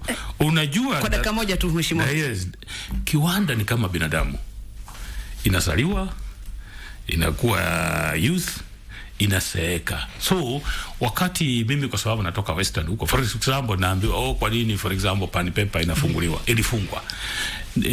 Dada yangu, Pan Paper ni factory ilianzishwa mwaka wa 1972. Ilikuwa officially inaugurated na mzee Jomo Kenyatta 1969. Wewe gari ya 1969 nakaje? Hii kitu ni chuma, inaseeka. So lazima kufa. Kama Pan Paper imezeeka. No. So viwanda tuna ile ni kama binadamu. Tuna ile inasaliwa, inazeeka, ile inazeeka ikikufa inatakana wewe ufungue ingine. So hatuwezi kulia ati tuki kiwanda ya 1907. Nikikwambia kama Kenya Meat Commission ilianzishwa 1907 ama East African Portland Cement ilianzishwa 1933, mama yangu akizaliwa, ambata mwenyewe ameenda kuwa na Mungu, na wewe bado unataka kulilia hii kiwanda ambaye ilizaliwa na yeye. So ile suluhisho tuko nayo ni tuanze viwanda mpya, zile mzee sikikufa, zile changa ni kama binadamu. Shikilia tu pale mheshimiwa. Kumbuka msikilizaji na mtazamaji kwamba mahojiano haya yanaletwa kwako kwa udhamini mkubwa na ushirikiano na Wizara ya Uwekezaji, Biashara na Viwanda, ama ukipenda MIT. Kuna wale wanatambua hii wizara kama wizara ya MIT. Naam, kwa hivyo kwa udhamini mkubwa wa ushirikiano na Wizara ya Uwekezaji vile na Biashara na Viwanda ndo tunaleta mazungumzo haya kwako, tukitumai ya kwamba unamakinika. Iwapo na maswali kuhusiana masuala ya viwanda, basi mitandao yetu ya kijamii iko wazi, na studio yetu tunaye Daktari Juma Muhwana CBS, ambaye ni katibu katika idara ya viwanda katika Wizara ya Uwekezaji, Biashara na Viwanda hapa nchini Kenya. Ningependa tusonge kwa haraka kidogo kwa sababu ya muda wetu, na kuna jambo moja umezungumzia mambo ya zile sekta ambazo umetilia kipaumbele na vile viwanda ambavyo vinafanya vizuri, lakini swali litakuwa ni je, kuna kuzalisha na kuna soko? In fact, mandhari ya masoko kwamba hivi vitu ambavyo vinazalishwa hapa nchini, soko liko linapatikana? Naweza kusema ya kwamba kasi ya serikali vile nimesema ni kuwa rifari mzuri kusimamia hii mpira, lakini wachezaji wanatakana kuwa Wakenya wenyewe. So vile nikirudi hapo nataka kuwaambia ya kwamba sisi lengo yetu ni kuhakikisha ya kwamba mtu mdogo na mtu mkubwa, akiwa Kiambu, akiwa Busia, akiwa Trans Nzoia, akiwa Eldoret, aanze kiwanda kidogo ya kutengeneza vitu zake. Kumbuka ile kitu huwa tunasema, wewe ukiwa na mahindi ama ni maziwa ama na avocado, hiyo kitu haina pesa. Pesa iko kwa value addition. Wakati unabadilisha hiyo mahindi na kuwa unga, ndio pesa inapatikana. Wakati unabadilisha maziwa inakuwa yogurt, pesa iko hapo. Wacha nikupee mfano. Ukitaka kuuza tuseme maziwa labda lita moja ni 50 shillings. Lakini nikitengeneza yogurt, lita moja ya maziwa itanipea, kama natengeneza yogurt ya 100 grams, hizo ni packets ngapi? Karibu 10. Si ndio lita moja? Na yogurt kamoja ni 70 shillings. So kama lita moja mimi nikiuza tu maziwa nitauza shilingi 50. Nikitengeneza yogurt nitatengeneza pieces kwa lita moja, nitatengeneza karibu pieces 10 na moja ni 70. So nimetoa ka 50 Sasa hiyo maziwa ni 700 shillings. Tukiangalia unga, kwa sababu tukiangalia kama unga, kilo moja ya mahindi inaweza kuwa kama shilingi 70. Lakini nikishaga tu ya mahindi, sijaongeza kitu yoyote, hiyo kilo moja inafika 140. So you multiply the value. So the real value of our commodity is value addition. So hiyo ni muhimu sana, lazima tuanzie hapo. So vile nimesema, soko, umeuliza mambo ya soko. Sisi nafikiri kama serikali ya Kenya, kazi yetu ni kufungua soko. Na tumefungua soko mingi mpaka tumeshindwa ile bidhaa ya kuuza. Vile nimesema, tuko na soko ya East Africa Community, inji 8. Kenya ndio kubwa zaidi kwa kuuza kwa hiyo kongamano la ile inaitwa community ya East African Community, lakini Tanzania pia wanakuja, Uganda wanajaribu, but we can do more. Tuna vitu mingi ambazo South Sudan inahitaji, tuna vitu mingi ambazo soko ziko. Tukienda kama juzi tumeweka mkataba na European Union, ile inaitwa Economic Partnership Agreement. Sasa hiyo unaweza kuuza bidhaa 14,000 kwa inji 27 huko Europe. So tuko na mkataba kati ya Kenya na European Union kuuza vitu mingi, lakini hiyo vitu hatuna kwa sababu wa Kenya hatusalishi. Ni vile nimesema, Mkenya akiwa na pesa kuegeza kwa viwanda ni kitu hafikiri sana. Kwa hivyo kiwango cha uzalishaji Kenya bado kiko chini. So sisi tumefanya kazi kubwa kama serikali. Sasa hivi tunamalizia mkataba kati ya Kenya na Marekani kuuza mambo mengi sana. Sasa hivi tunaongea na China, ile bilateral agreement kuuza vitu China, kuuza vitu India. So sisi tunafungua soko, lakini wenye kuuza ni wachache, bidhaa ya kuuza ni kidogo. So ile kitu ningehimiza wa Kenya ni kwamba lazima tuanze kufikiria mambo ya viwanda. Na vile nimesema, viwanda ni vitu vidogo vidogo. Soko iko, tumefungua hata 2 side. Kenya iko member ya African Continental Free Trade Area. Na nilikuwa nakuja pale manake tukienda kwa masoko kama ya kimataifa kwa mfano. Yes. Kenya ni sehemu ya COMESA. Yes. Kuna East African Community, Jumuiya ya Afrika Mashariki. Yes. Na rais kwanza mwenyekiti wa COMESA. Na tena ni mwenyekiti wa EAC. Sasa Kenya, bidhaa zetu katika masoko ya nje mmehakikisha kwamba vikwazo labda vinaondolewa. Manake juzi kumekuwa na kongamano la COMESA na ulikuwa pale. Moja ya masuala ambayo mlikuwa mnajadili kwa kisha kwamba kunaondolewa vikwazo vya kibiashara katika mataifa husika. Ni vipi labda kama serikali mnafanya kwa kisha kwamba hakuna vikwazo, wakati ambapo ndio tumezalisha hata kama ni kile kidogo, hatupati ugumu wa kupeleka katika masoko ya nje, tofauti na kwamba kutoka vitu nje kuingia Kenya na kwa rahisi kuliko labda kupeleka katika mataifa yale husika? Unajua sisi ni member wa East Africa Community. Kwa nini? Kwa sababu wewe ukitengeneza kitu Kenya, soko yako ni East Africa Community. So hatuna bidhaa ya Kenya na hatuna bidhaa ya Tanzania na hatuna bidhaa ya Uganda. Kitu ile inatengenezwa Uganda ni kitu yetu sisi wote. That's why we call it common market. So badala ya wewe kutengeneza kitu moja na uzie wa Kenya milioni 55, tumekupea soko ya milioni 400. So it's made in East Africa. Na kitu ikitoka Kenya ikienda Uganda, hakuna ushuru unalipishwa. What we call quota free, duty free. So tumeelewana katika hiyo East Africa Community ya kwamba kitu ikitengenezwa hapa, made in Kenya is an East African product. If you make it in Tanzania, ni mali ya East Africa. Ukitengeneza Burundi, but sasa ukiona vile tuko 8, wale watu ambao tuko na nguvu sana ya kutengeneza bidhaa na kuuza, Kenya tuko mbele. Vile nimesema, Tanzania pia wanakuja, Uganda wanakuja. Hawa wengine nikiwaona sana hawatengenezi vitu mingi. So nikiona kama Somalia tunawauzia tu, South Sudan tunauza, DRC hakuna ile bidhaa inatengenezwa huko inauzwa Kenya. So sisi tumefungua hiyo soko, na ile kitu tunataka kuuliza wa Kenya ni kwamba tukue wepesi kutengeneza hizi vitu, na kama tuna shida tuko na mpaka desk kwa katika ministry tuna wataalamu ambao wanasimamia kama mambo ya East Africa Community. Kama unataka kuuza katika East Africa Community na uko na shida, atakusaidia. Kama unataka kuuza katika EU, European Union, ama unataka kuuza China ama India, tuna desk specific. Hata tuko na mtandao ile ya kusema tunaita Karibu Kenya, ambaye inasaidia wewe hata tukipata order tunaweka hapo. Tuko na mtandao ile ya kuweka vile vitu watu wanatafuta dunia mzima. So ukikuja kwa mtandao wa ministry wa miti, tunaegeza tunaweka hapo ile opportunities ambazo watu wanatafuta vitu wanataka kununua kutoka Kenya. Asante daktari. Na umewahimiza sana wa Kenya katika masuala ya kuanzisha viwanda. Moja ya masuala ambayo utatiza sana inakuwa ni gharama ya uzalishaji. Labda gharama ya umeme na labda pembejeo ambazo wanahitaji na mambo mengine, zile raw materials.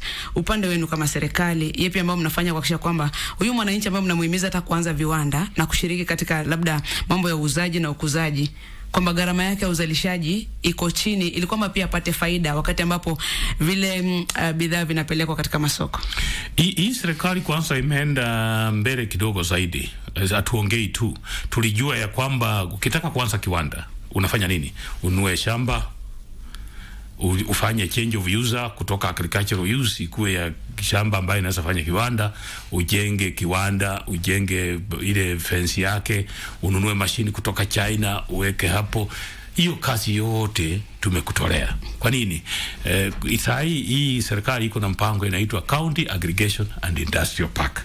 Tumeanza mpangilio kwa shamba ya serikali. Sisi tumekisha kujengea. Sasa vile tumesema County Aggregation and Industrial Park ya Kirinyaga imeisha. Tumemaliza kujenga.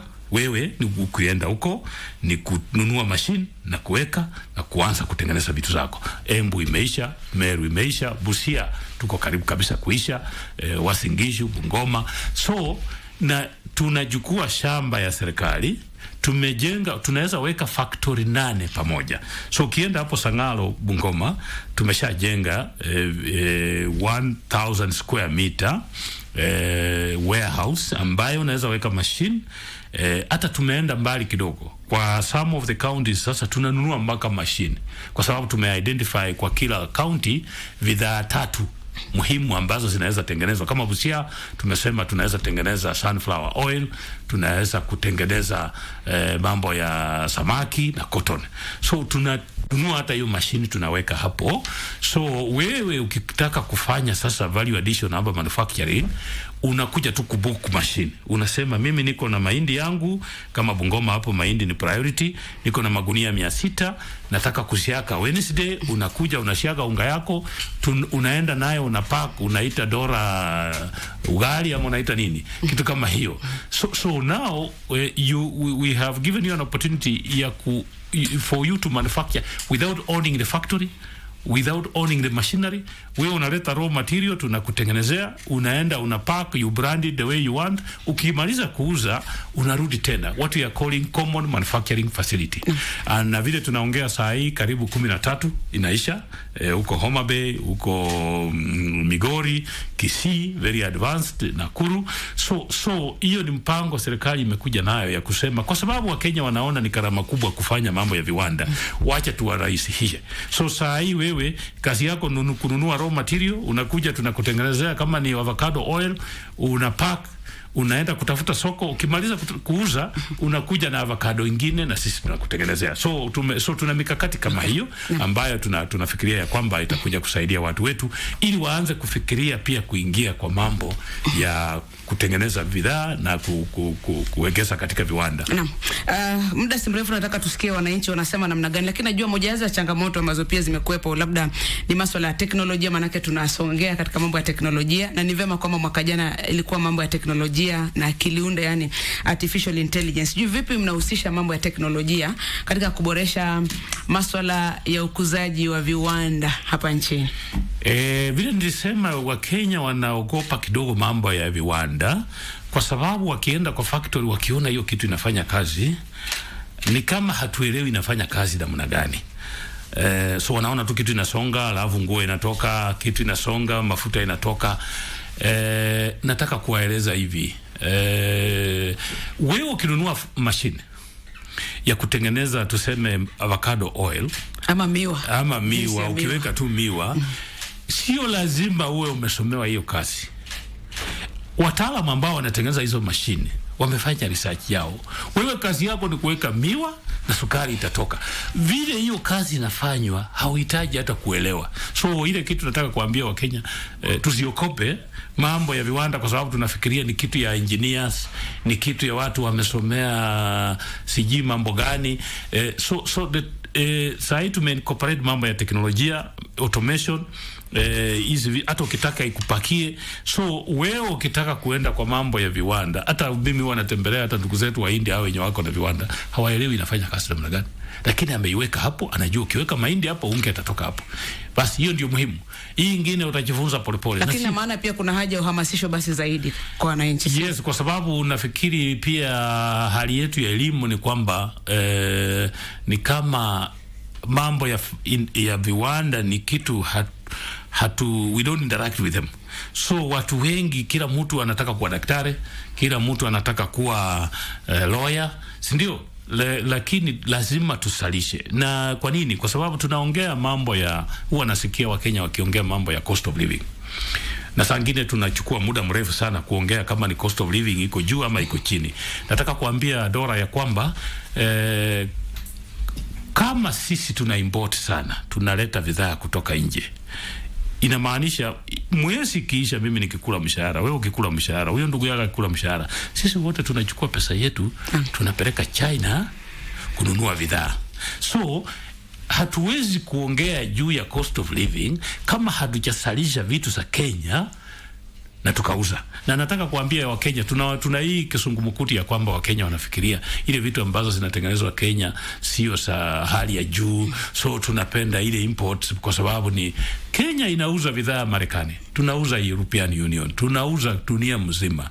Bidhaa ambazo zinatengenezwa Kenya ni za hali ya juu. Lakini ajabu ni kwamba mara nyingi kena kwenye masoko kupata bidhaa ni zile za kutoka nje, mpaka ile tunaita toothpicks unapata zimetoka nje, hatujatengeneza hapa nje. Ndio hiyo. Na unajua, wacha nikueleze, unajua miti moja ya eucalyptus ile iko Teso hapo, unajua inatengeneza toothpicks ngapi? Milioni 30. 1 tree.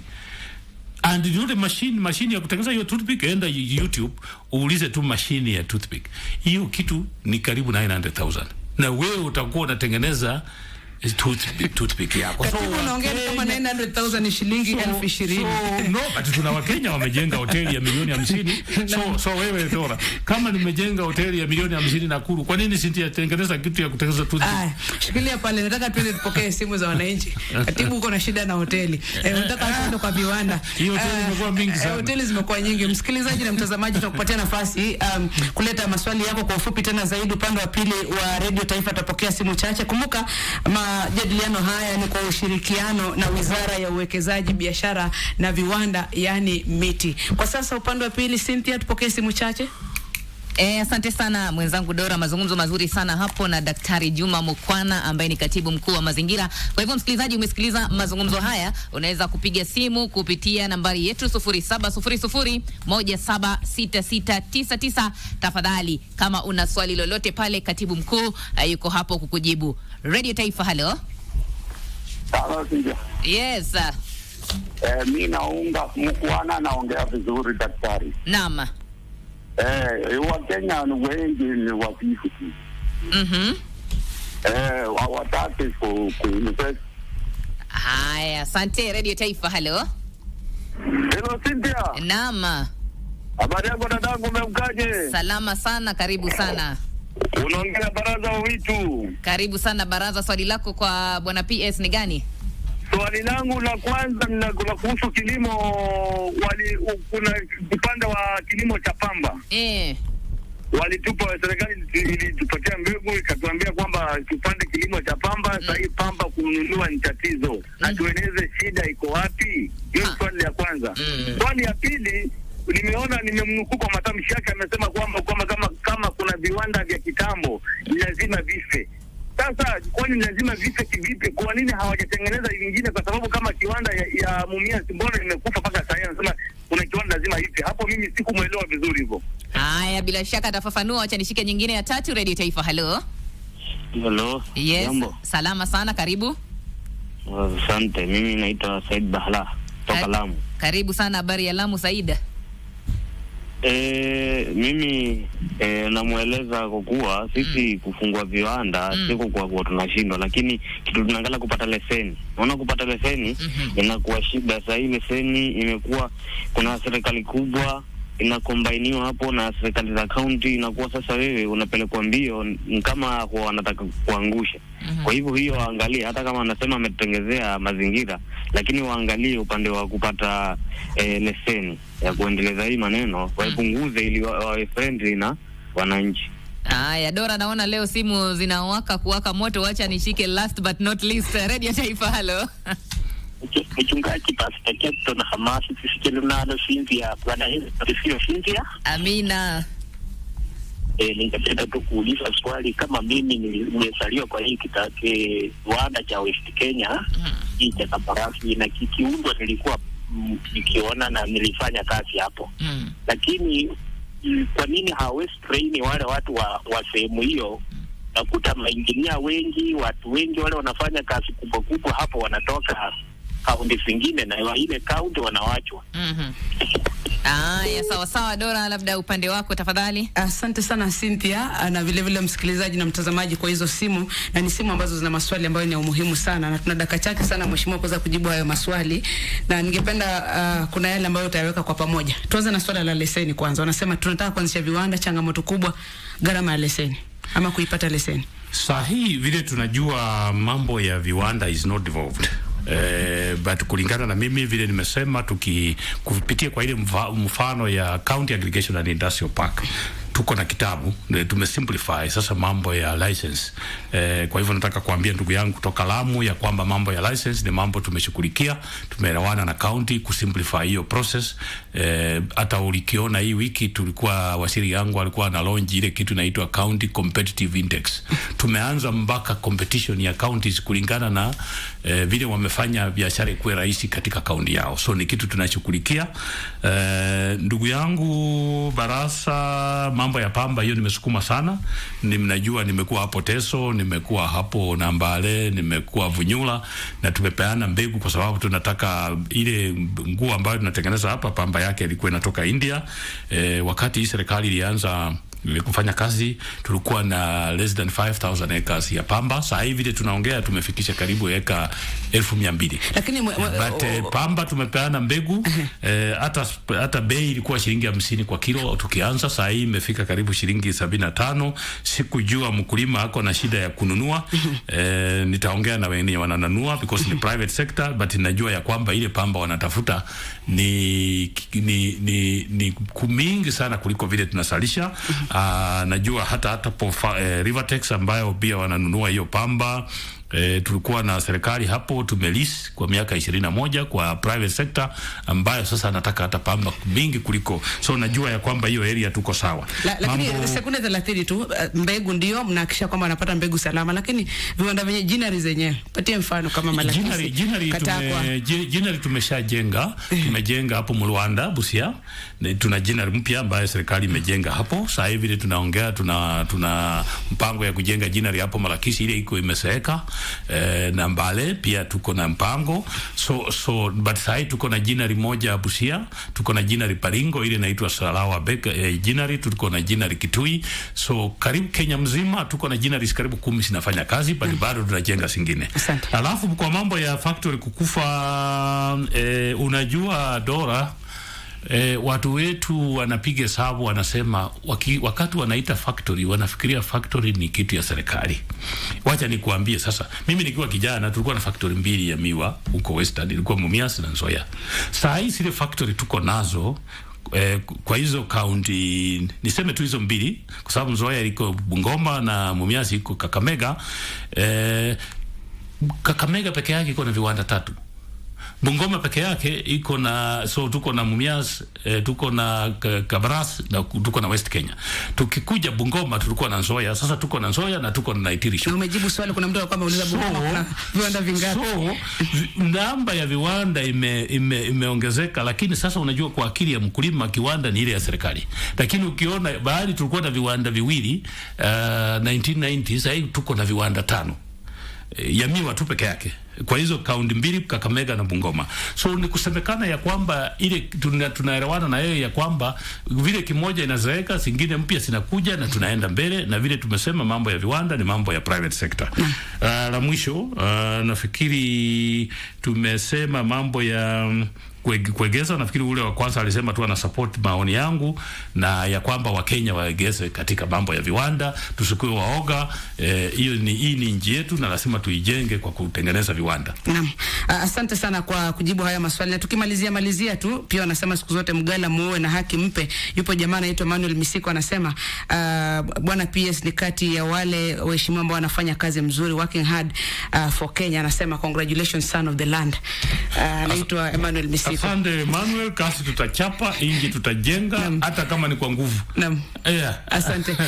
Hata kama ni kwa lazima. Hii inji tutaijenga. Shukrani. Tumalizie na utaje tu kupitia hili swala la local content policy katika masuala ya industrialization. Inahusu nini hasa kwa ufupi tu? Yes. Unajua tuna bidhaa zile tunatengeneza ambazo all inputs zinatoka nje. Raw material. Tuseme kama unataka kutengeneza baiskeli ama pikipiki, hizo vitu huwa tunatoa nje. So hatufanyi manufacturing, tunafanya ile kitu inaitwa assembly. Lakini ile kitu tumeweka maanani ni kwamba hiyo pikipiki isikuje na kila kitu kutoka China. So tuna vitu kama kiti, kama ile karia ya kuishikia, kama ile kitu ya kubeba mizigo. So tuna vitu kwa local content. Tumesema pikipiki utatoa vitu nje utengeneze pikipiki, lakini lazima tuna vitu fulani lazima ununue kwa Wakenya kuunda hiyo pikipiki. Hiyo ndio tunaita local content. Kwa magari pia tuko na hiyo kama kiti. Ukileta gari kutengeneza hapa huwezi leta na viti kama taya. Kitu kama tairi ya gari lazima, hata ya pikipiki lazima ununue ya Kenya. Kitu kama battery. So tuna kama serikali tumeweka masharti ya kwamba wakati unaleta vitu za kutengeneza gari ama pikipiki, tuna vitu huwezi kuagiza kutoka nje, lazima ununue za Wakenya. So battery ya gari, battery ya pikipiki, tires, viti ya kukalia hapo ndani ya matatu ikikuja, huwezi leta gari ikiwa na viti hapo ndani. Hiyo tukileta tunakuwekea ushuru ya juu sana. Saa juzi uliona rais akiwa Molo akisema mambo ya furniture. Tunaagiza viti ya kukalia na tuko na miti. So saa hii ametupea agizo ya kwamba viti ambazo tunatumia kwa maofisi zetu na nyumbani zetu na vitanda zetu itengenezwe Kenya. So saa hii tuko mbioni kutengeneza mikakati ya kuambia Wakenya tununue viti zetu, tununue mbao zetu, tununue vitanda ambazo zinatengenezwa Kenya ili tujenge Kenya, because kwa Kiingereza tunasema buy Kenya, build Kenya. Tukimalizia kabisa na labda himizo lako kwa wananchi kuhusiana na masuala ya viwanda ulivyosema, na ningependa sana utaje vile nyinyi kama wizara mmefanya, manake moja hapa majukumu katika wizara ni mnafaa kuhusisha ujumuishwaji, inclusion, wanawake, vijana walio na ulemavu. Vipi mmetimiza hayo malengo kuhakikisha kwamba haya makundi yote yamehusishwa katika process ama mwelekeo mzima kuhakikisha kwamba uzalishaji unafanikiwa hapa nchini Kenya? Tumejaribu mambo mengi sana, ikiwemo wale wanajua tunapeana hata loans, ingine tunapeana hata msaada kwa watu walemavu na vijana. Kama nikiingia kwa ministry nilipata project huko ilikuwa inaitwa Kenya Industry and Entrepreneurship Project, imeisha sasa, na ilikuwa ya bilioni 5 na ilikuwa ni ya kupea vijana pesa kuanzisha viwanda. So vijana walikuwa wanapewa milioni 5, milioni 20, milioni 10. Kupitia KIA pia tuko na mpango ya loan. Kama unataka kuagiza mtambo ya kidogo ya kutengeneza bidhaa, pia tuko na mkopo hapo ya kufanya hiyo kazi. Tuna masomo pia tunapeana, kwa sababu tunajua ya kwamba tuna watu wengi hawajui mambo ya viwanda. So tuko na masomo short courses online na vitu kama hizo za kufunza watu ambao wanaanza kuingia kwa mambo ya viwanda. La mwisho, vile nimesema wiki hii ni Third Industrialization Week hapo KICC, na pia tuko na kitu inaitwa Jangamuka Festival hapo KICC wiki hii kuanzia kesho mpaka Jumapili. Tumeleta vitu zote ambazo zinatengenezwa Kenya. So unajua watu wengi wanaenda supermarket wajui kitu ya Kenya inafanana ni gani. Sasa hii wiki tuko na kampuni zote ambazo zinatengeneza bidhaa ya Kenya, wametoka Mombasa, wametoka Eldoret, wametoka Kisumu, wametoka Kilifi, na KICC wiki hii yote ni mambo ya viwanda. So ukikuja huko utapata vitu ambazo zinatengenezwa Kenya na unaweza nunua. So sio ati ni kuona tu na macho. So it's not just an exhibition. Pia you can buy. Ukipata nguo mzuri, ukipata saa mzuri, ukipata viatu kwa bei nafuu. Kwa bei nafuu. Sasa hii wiki tunauza bei ya kutupa kwa sababu tunataka ujue bidhaa zetu. So karibu KICC ujue ni nini Kenya inatengeneza. Kiingilio ni bure. Kiingilio ni bure. You are all welcome this week. You walk in free of charge. You buy whatever you want to go and run as fast as you can. So nyinyi wote mkaribishwa KICC wiki hii. Asante. Shukrani sana kwa sababu ya muda tukomee pale. Labda tutazungumza baada ya kongamano tuone yapi ambayo tumeyafikia. Maana kuna kongamano na kuna kutekeleza yale ambayo yanafikiwa katika kongamano hizo. Kwa hivyo tutapanga tena uje. Asante Dora. Asante kuweza kufika. Asante. Na msikilizaji na mtazamaji, katibu daktari amesema bei itakuwa ya jioni pale ukumbi wa KICC kuanzia siku ya kesho. Fika pale pia ukaweza kununua vitu na itakuwa sawa. Imekuwa ni fahari. Shukrani sana Dr. Juma Muhwana, CBS, katibu katika idara ya viwanda katika Wizara ya Uwekezaji, Biashara na Viwanda hapa nchini, almaarufu MITI. Asante sana. Asante Dora. Na asante sana pia kwa waelekezaji wangu. Asante sana Mato, wapiga picha wangu wote ambao wamefanikisha shughuli nzima hii. Na vile vile watayarisha wa kipindi hiki, Nancy Kemunto, wa Moi Masila, vile vile Dennis Chisaka, kwa kuweza kuhakikisha kwamba tunafanikisha makala haya. Na lazima nikumbusha kwamba mjadala huu ulikuwa kwa ushirikiano mkubwa na wizara ambayo imehakikisha kwamba imefadhili mazungumzo haya, ambayo tunasema ushirikiano mkubwa na Wizara ya Uwekezaji, Biashara na Viwanda. Asante sana kwa kuwe pia. Mijadala iendelee katika mitandao yetu ya kijamii na kurejesha moja kwa moja hadi Channel 1 sawa na KBC Radio Taifa, tupate taarifa awamu ya saa 3. Shukrani.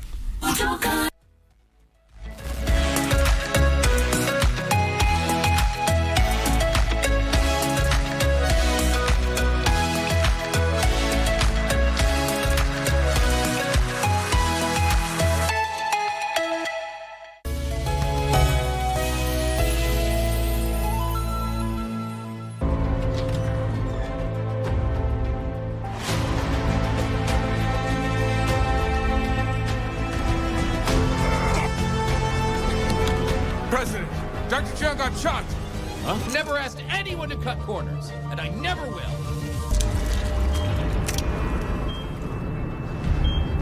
Wipe his face! They're here!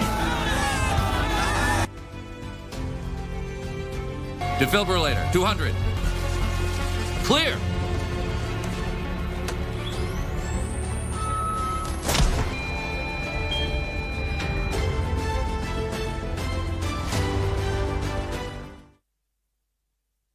Looking to advertise on KBC? KBC announcement services are now available on eCitizen. Visit kbc.ecitizen.go.ke and fill out the online application form. It's simple.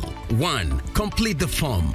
2. Upload required documents. 3. Receive a quotation based on word count. And 4. Get notified via SMS when your announcement is ready. Please note, clearly indicate the type of announcement, service station, and all relevant details. 2. All applications must be made online only. Manual submissions will not be accepted. And 3. Announcements will air after news bulletins. For assistance, reach us on email ecitizen@kbc.co.ke or use our social media handles, Facebook, your Facebook account, and X at your X account. Or you can call us on 0723-892-654 or 0734-780-124. KBC announcements. Simple, fast, and digital.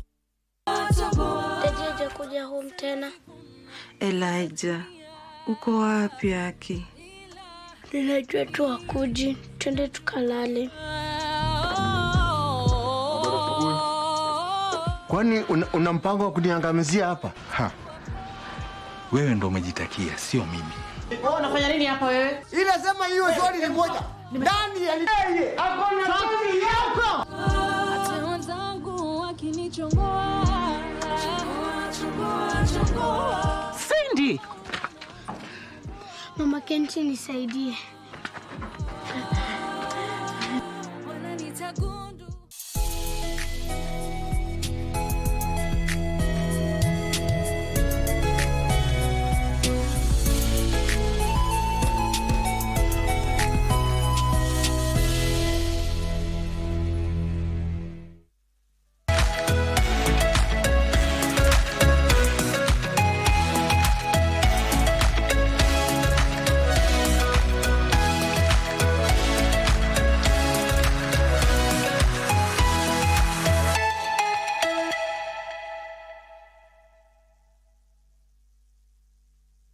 Indeed, we are coming to you live from the Kenyatta International Convention Center, where the International Electrotechnology Commission Africa Regional Center is celebrating its 10-year anniversary. And the whole idea of this anniversary is to celebrate a decade of impact empowering Africa's future. Now, what has been achieved in the last 10 years? Because IEC has been in the country since 2015. Also, how do standards, when you look at standards, how have they driven innovation, industry, and youth opportunity? That is the whole idea of having this conference. And also, let me give you a little context. IEC is the global body that is responsible for international standards in electrical, electronic, and related technology, and it enables safe, sustainable and interoperable systems worldwide. That is the whole idea that is happening right here at the Kenyatta International Convention Center. Now, the IEC Africa Regional Center is the African arm of this commission, and it is headquartered right here in Nairobi and has been in operation since 2015. And to shed more light on this event that is happening right here on at KICC, I'm joined by Engineer Cyrus Halusi, who is the President of the Kenya National Commission on IEC. Welcome to KBC. Thank you. Thank you, Mike. Maybe to start with, what is the whole idea of having this conference? But before that, give us a little bit of history about IEC operations in Kenya. IEC operations in Kenya have been for the last 35 years from now. Kenya realized that to be able to trade and work with the rest of the outside world, we need to have the standards done and set up a Kenya Bureau of Standards to liaise with international standardization bodies. And IEC is one such important organization. Therefore, Kenya joined the IEC in 2005 as an affiliate member, as an associate member, and has been working with IEC since then. The whole purpose is to build capacity of experts in Kenya who will then be able to work on standards that are prepared, look at the standards internationally, look at our own needs in our standards, and apply them. When you're talking about standards, what are we really talking about? What areas are we focusing on? Standards cover the entire lifetime we live, from waking up to sleeping. Everything, including transport, including food, health.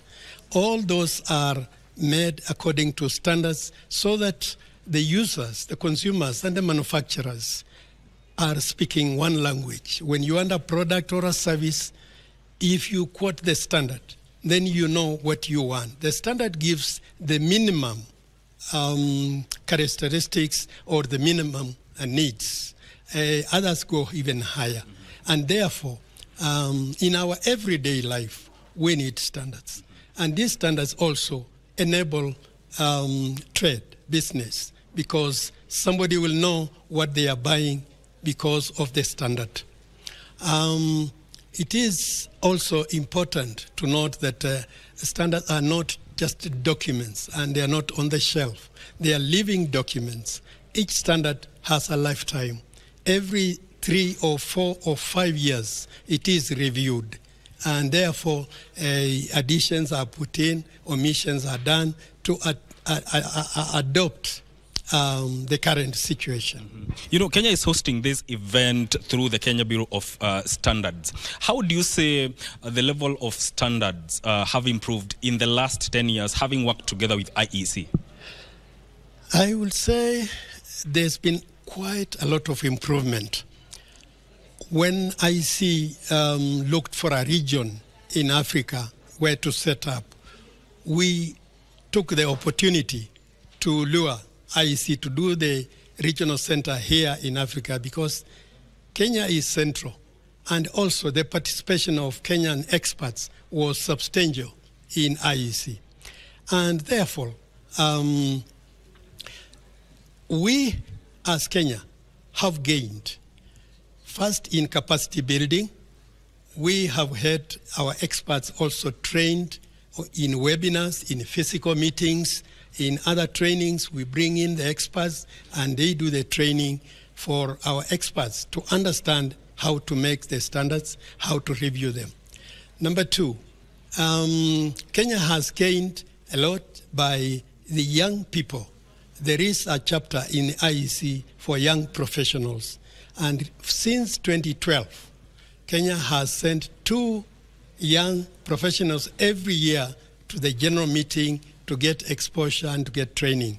And when they come back, they get into our system to do standardization through Kenya Bureau of Standards technical committees. When you look at standards, how for the last 10 years, how do you say they have impacted areas to do with innovation, industry, and SMEs, and especially expanding opportunities for the African youth?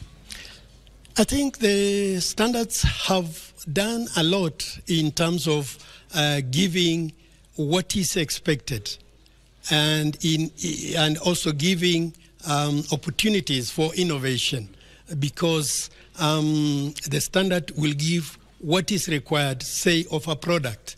And you have a mind to look at how do you get to that product, and that leads to innovation. And these services or products range from small to large. And this has also benefited the small and medium enterprises in terms of products, because those products are made according to standards, and there is a body to certify that these products are according to those standards. Now, what are the expected outcomes from such a conference, given that you intend for it to be an annual event?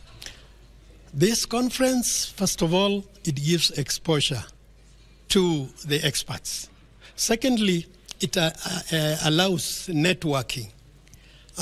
This is networking between industry captains, between the private sector, between the government departments, and therefore, with this event, you are getting exposed to international standardization. And if we do it annually, we have then our set agenda that next year we want to look at this area, for example. And you know that a lot goes on in electronics and electrical. This is like in everyday life.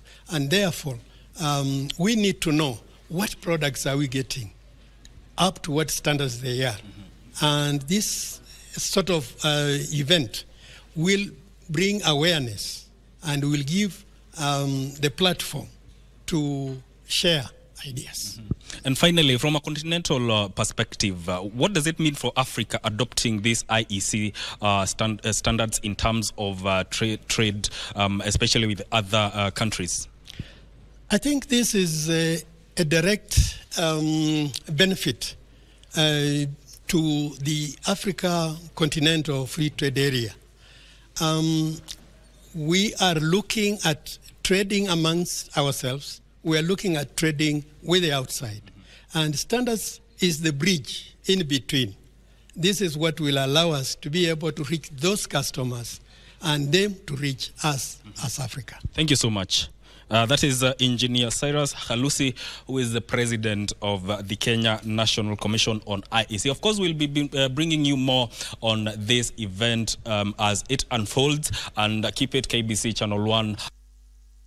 Choir to continue giving us some few more items. If you know any song they sing and you see me walking around next to you, you can suggest it to me. I will whisper to their teacher, to their choir trainer.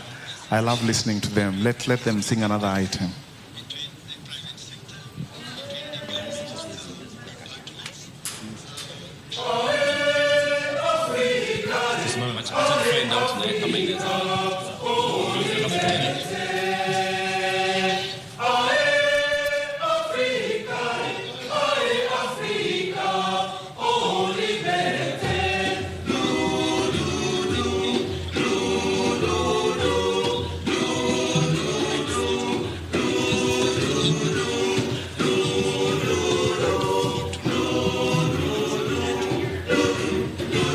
Check.